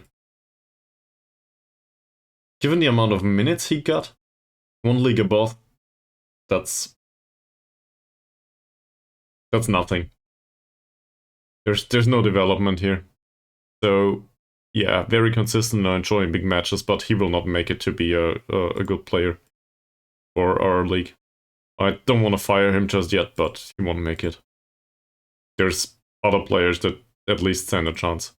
Not him though. Yeah, anyway, so for next season we will need to find other youngsters. Just the odd player here and there. And to be fair, I did already sign a young Indian prospect that has really high potential. Even though Mies doesn't like him. Then again, it was the same about Thomas, wasn't it? I think if I recall correctly, Mies didn't like Thomas either. And then all of a sudden we just won if Thomas played, so he made it... Oh, a 180. That's it. That's what happens if you talk all day. Okay, Mazrin back in training, Ankun back in training, so they're ready for the bench. I'm more or less sure about it. Shall we play Hammer? Sure. And out here? Well, it's Samri and Christopher.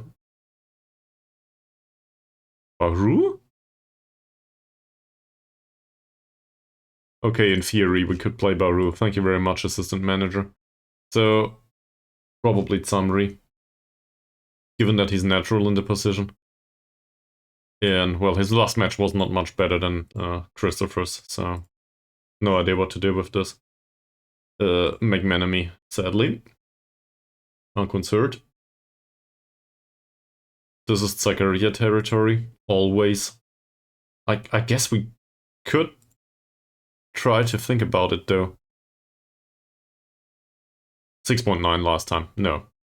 Nothing to think about. Also, that passing is fantastic. We'll stick to it. Central defense. How's Fakrula's last match? 6.6.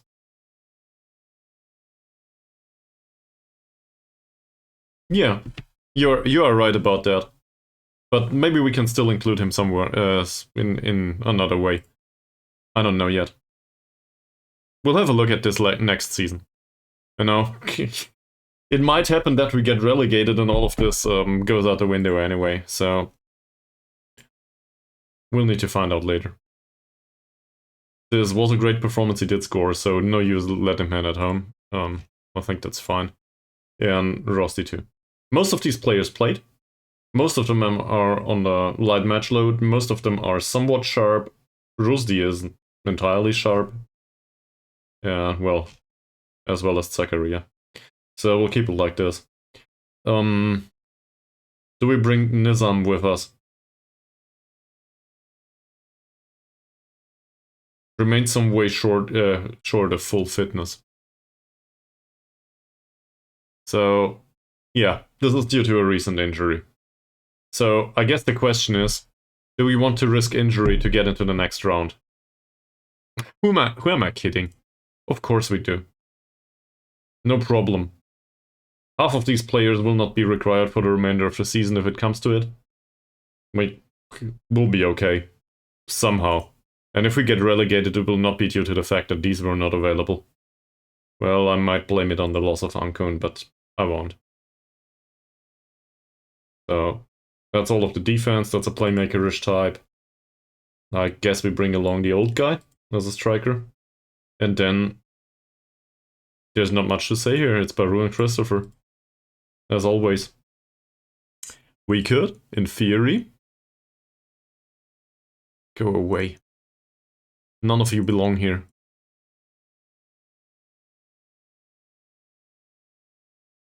We could, in theory, bring Da Costa Lima with us. He trained well, but, well, in comparison to Baru,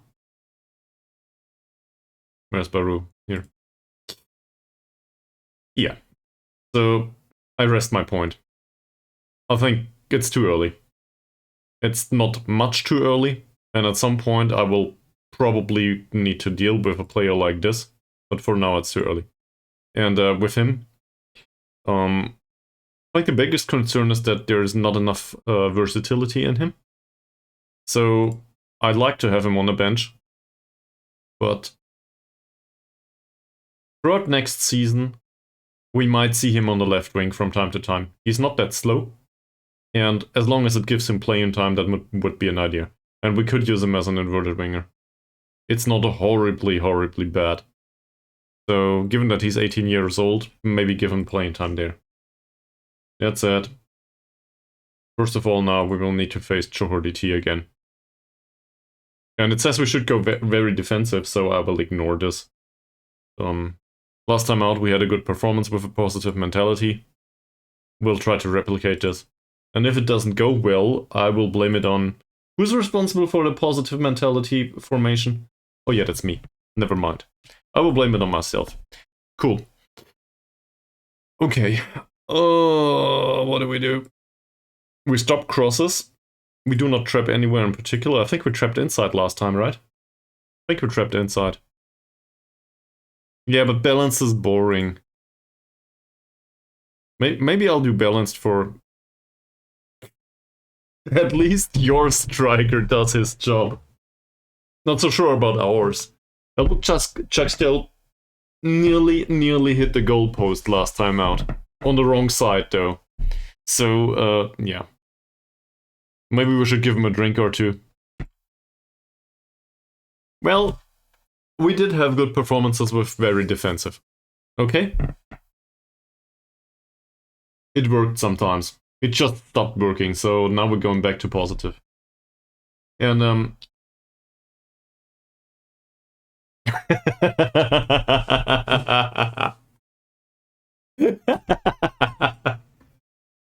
I love it. Okay. So we won't submit that just yet. Opposition instructions. We realized last time that he might be susceptible to injury, or not. That counts, right? Look at that. This is the history of somebody that is a doctor's dream. At least the doctor has to do something. So he needs to go off. Endrick. He's a good dribbler, sadly, but has a weak right foot. So showing him to the left. No, the other way. Showing him to the right. Sorry. Crossing's 8 only. Passing's 11 though. That's bad. He likes to run with the ball down the left. It doesn't look that way. So most likely we'll have a harder time this time. Nope. Oh, there's this one's a youngster. This is a 16-year-old, as is this one. He's okay-ish. He's also okay-ish, and that's, well, 2 out of 11. So, somewhat. What do we do with Endrick? Well, season of tackles is a bit... I guess we need to, but... his composure's low. I'll leave this empty. But I think we need to close him down, that's for sure. So, he needs to lose the ball. This one, right-footed shoots with power. I think last time out we closed him down and did not much else.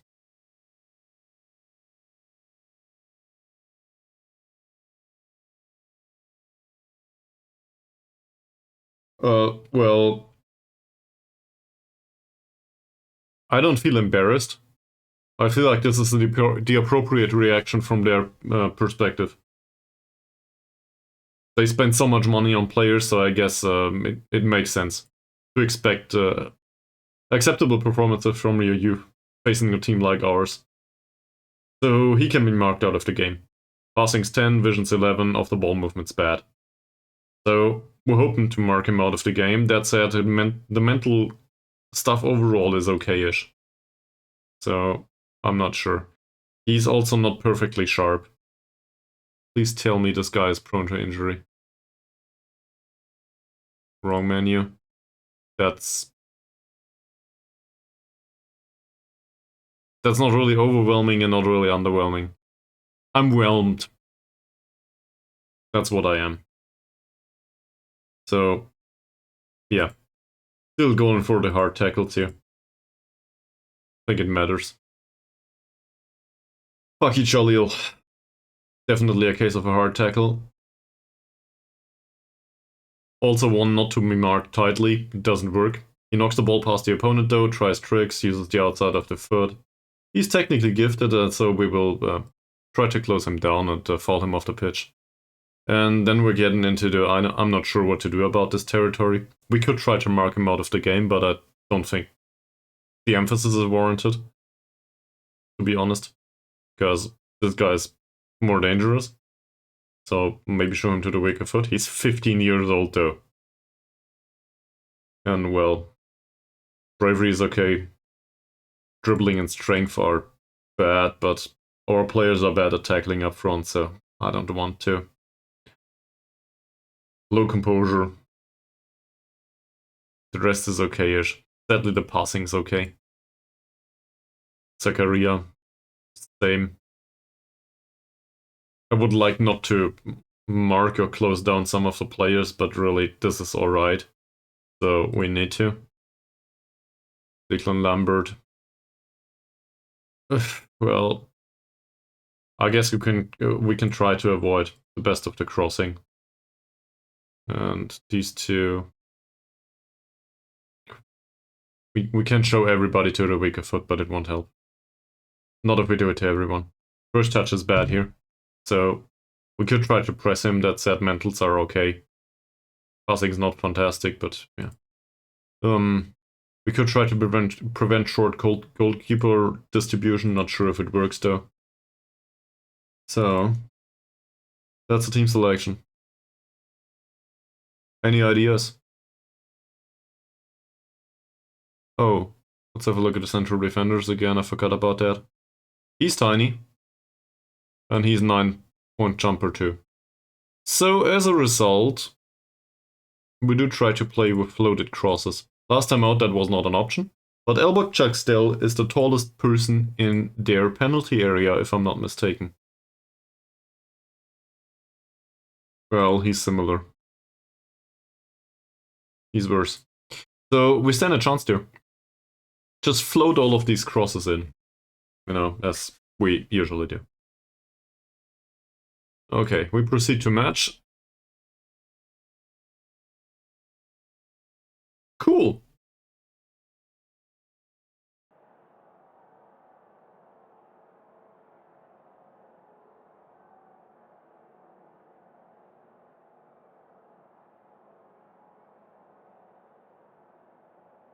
We're still the underdogs.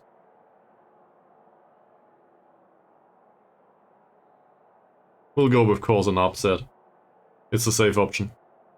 The expectation is to dominate possession and hopefully pull off a surprise victory at home here. But how do I put this? In general, I think if it doesn't go well, we shouldn't be too disappointed. It'll be fine.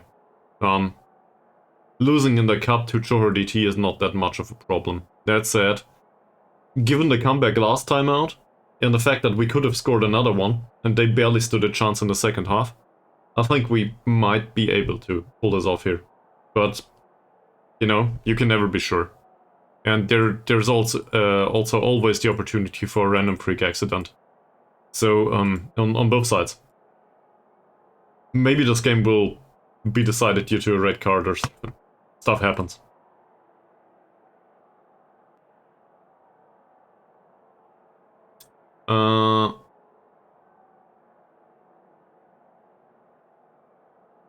Yes, I can.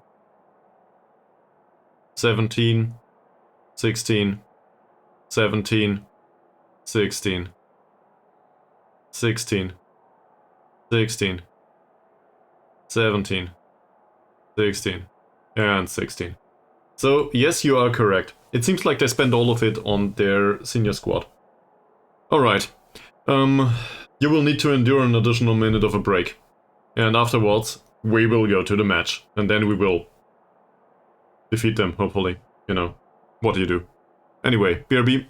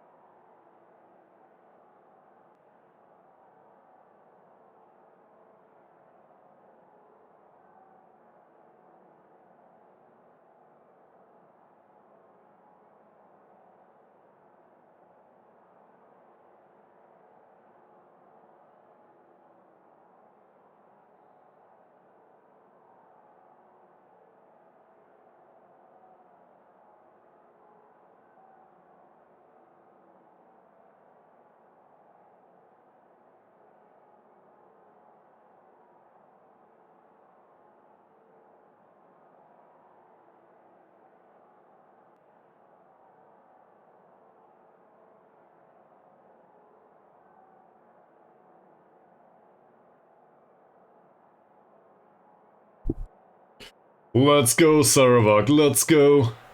I don't know, I've never been to... I think I've been to a stadium as a kid, at some point. I'm really bad at this. Why did I pick Football Manager as a game? I don't know, Mies, what do they chant? At Sarawak's place.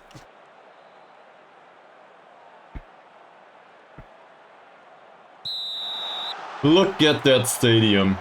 There's a whole 479 supporters and probably most of them are ours. I agree, by the way. They think they don't need anyone other than their kids. So that'll be fine. On the other hand, we have a similar problem. We will probably need to play kids pretty soon too. Tsugi Sarawaki is great. We'll go with that.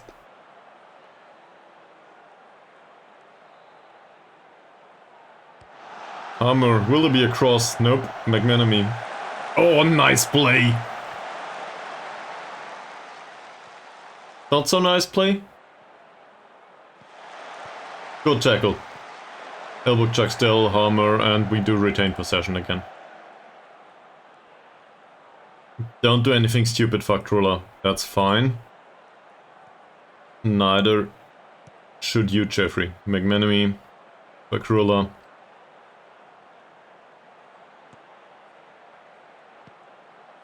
Good pass. That's great, that's not offside. Samri... if this counts as a chance, I will be disappointed.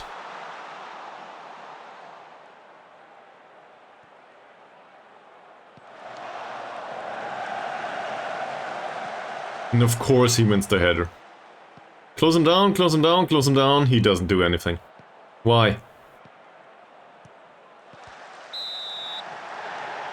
Now we face a corner. You know, there's just a target forward on the pitch that is way better than our central defenders. Why would you do that? Jagged the line's free. Well,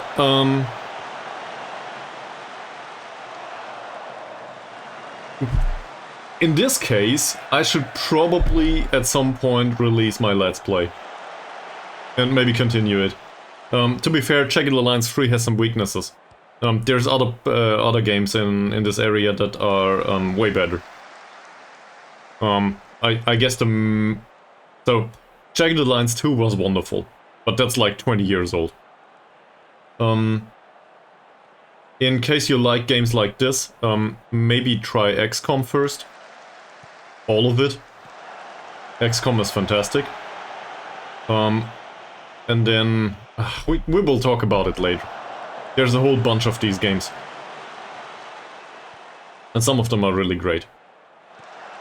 But my major concern is that I do not do full playthroughs on these. So, yeah. I would need to come up with a different attitude to it, I guess. And to release it on YouTube. That's it! Summary with the lob. Oh, come on, elbow check still. Just jump! Yep, you got it right. But it's still a squad tactics game. And with a lot of customization. So, yeah, as I said, we'll talk about it later. But this is one way the channel might move. I do like role-playing games and tactics games and all that stuff. It's a well-known game, to be honest. So, also XCOM 1 is like... It's old at this point, but not old in, like, unplayable old. And I think XCOM 1 should be like $10 on GOG. Max. It might be on sale repeatedly, so that shouldn't be much of a problem. And it runs like a charm. I'm also not aware of any major issues with the game. Another floated cross.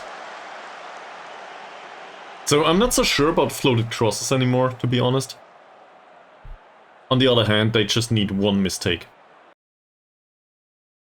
And they didn't have a single shot so far. Never mind, I jinxed it. Don't do that to me. Fucking hell. It's always the same.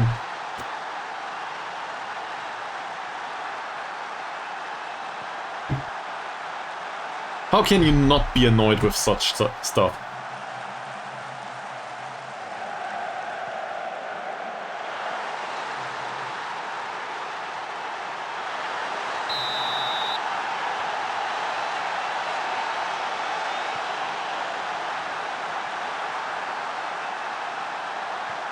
Yeah, it is.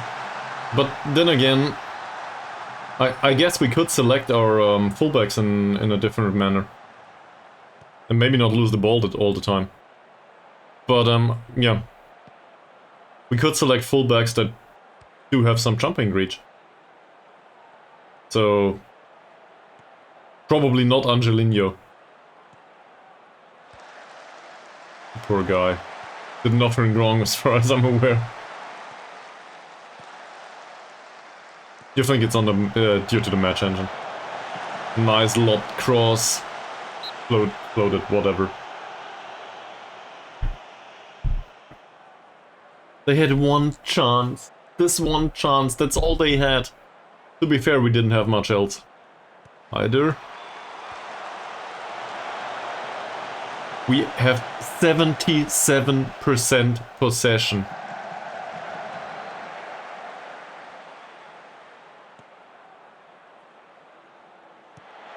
Hammer and elbow check still doesn't jump.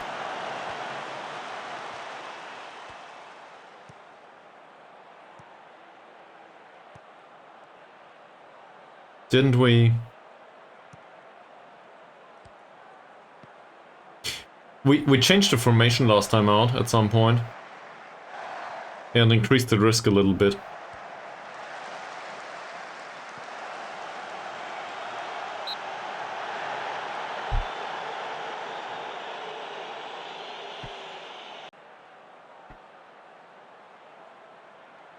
So it might be about the match engine or it might be about the mentals. I don't know. But wouldn't that mean it's the same for both sides?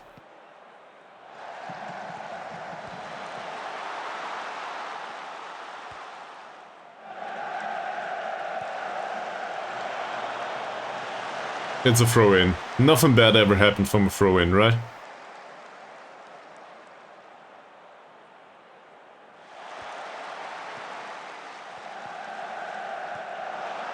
I see. Well done, Hammer. Not so well done, Hammer.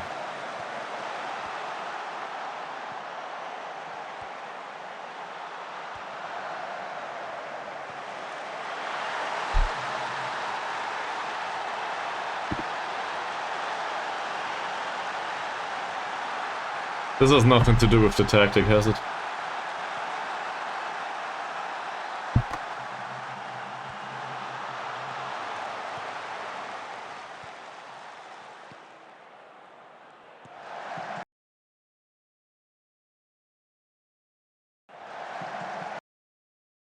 Okay, at least this time it's not the fullback.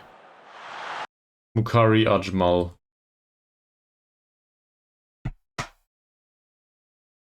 He's a 9-point jumping reach against Badrul Hisham. He's a free.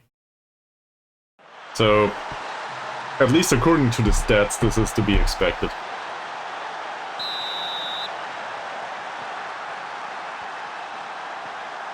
Two goals behind. So, the game goes exactly... There's a reason why he's still on a non-contract. And that reason is not only due to money.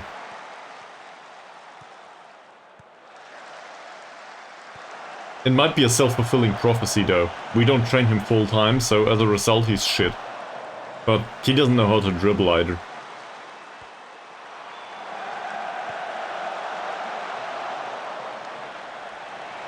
Yeah, but then again we don't have the money. We put it all into youth players that might not generate any resale value. You know what? It's berating time. That's alright. McManamy, by the way, is on a 7.0 rating. So it's not his fault. It's just everybody else around him doesn't seem to contribute much. It's pronounced contribute, right?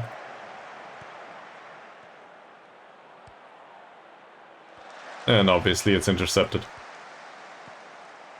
I changed it again. Close him down, man.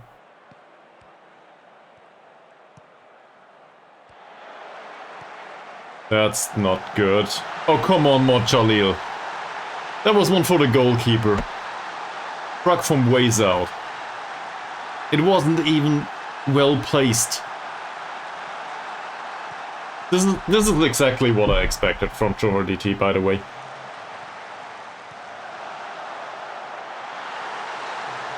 Yes, the defensive midfielder was out of position too. He closed down somebody on the wing and didn't succeed.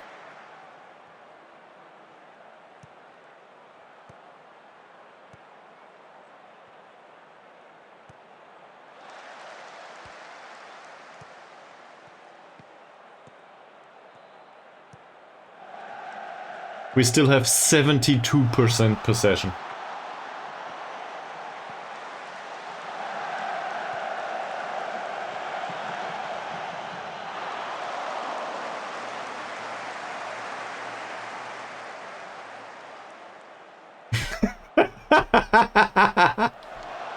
Well, we can try the fairly professional goalkeeper. His skill is worse, but and he'll also be he'll also be injured like 90% of the time.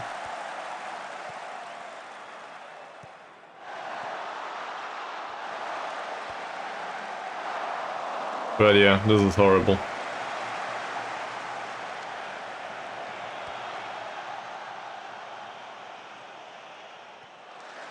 This is all just for the comeback story though.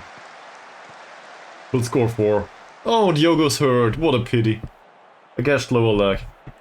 I'm so sorry to see this. Did I take him off? No, they didn't.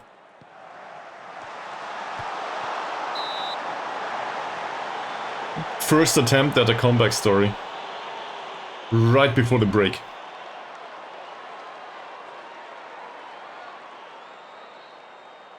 Go, Rusty.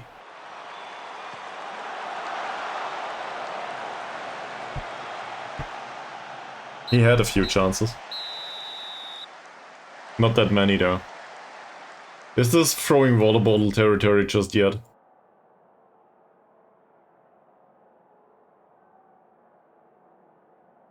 It's this. He had one decent game and now he's back where he started. This is all rubbish.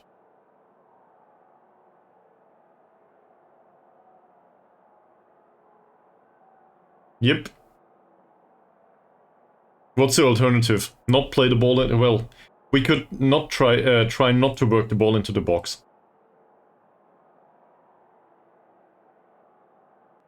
We could take that off. So, we will lose possession more often and concede even more. But I guess we might need to increase the risk. Playing through the middle seems not a good idea. More direct passing I'm not really that fond of either. There are no good passers in this squad.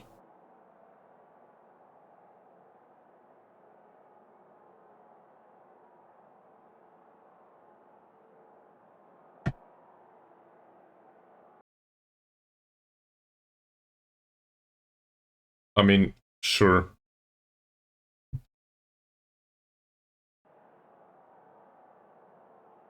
And him on support then? So, to create more chances and basically focus more on elbow check still. And we still cross towards target forward. I guess. It's a change, and it's a change I'm somewhat okay with.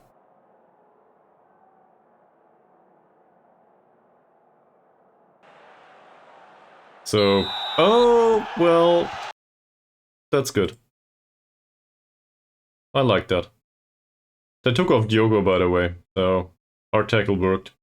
We know jack shit about him, but I suspect he will be fast. He's 1m66, so he will be fast only. This is bad dribbling, bad bravery, bad strength, so hard tackle.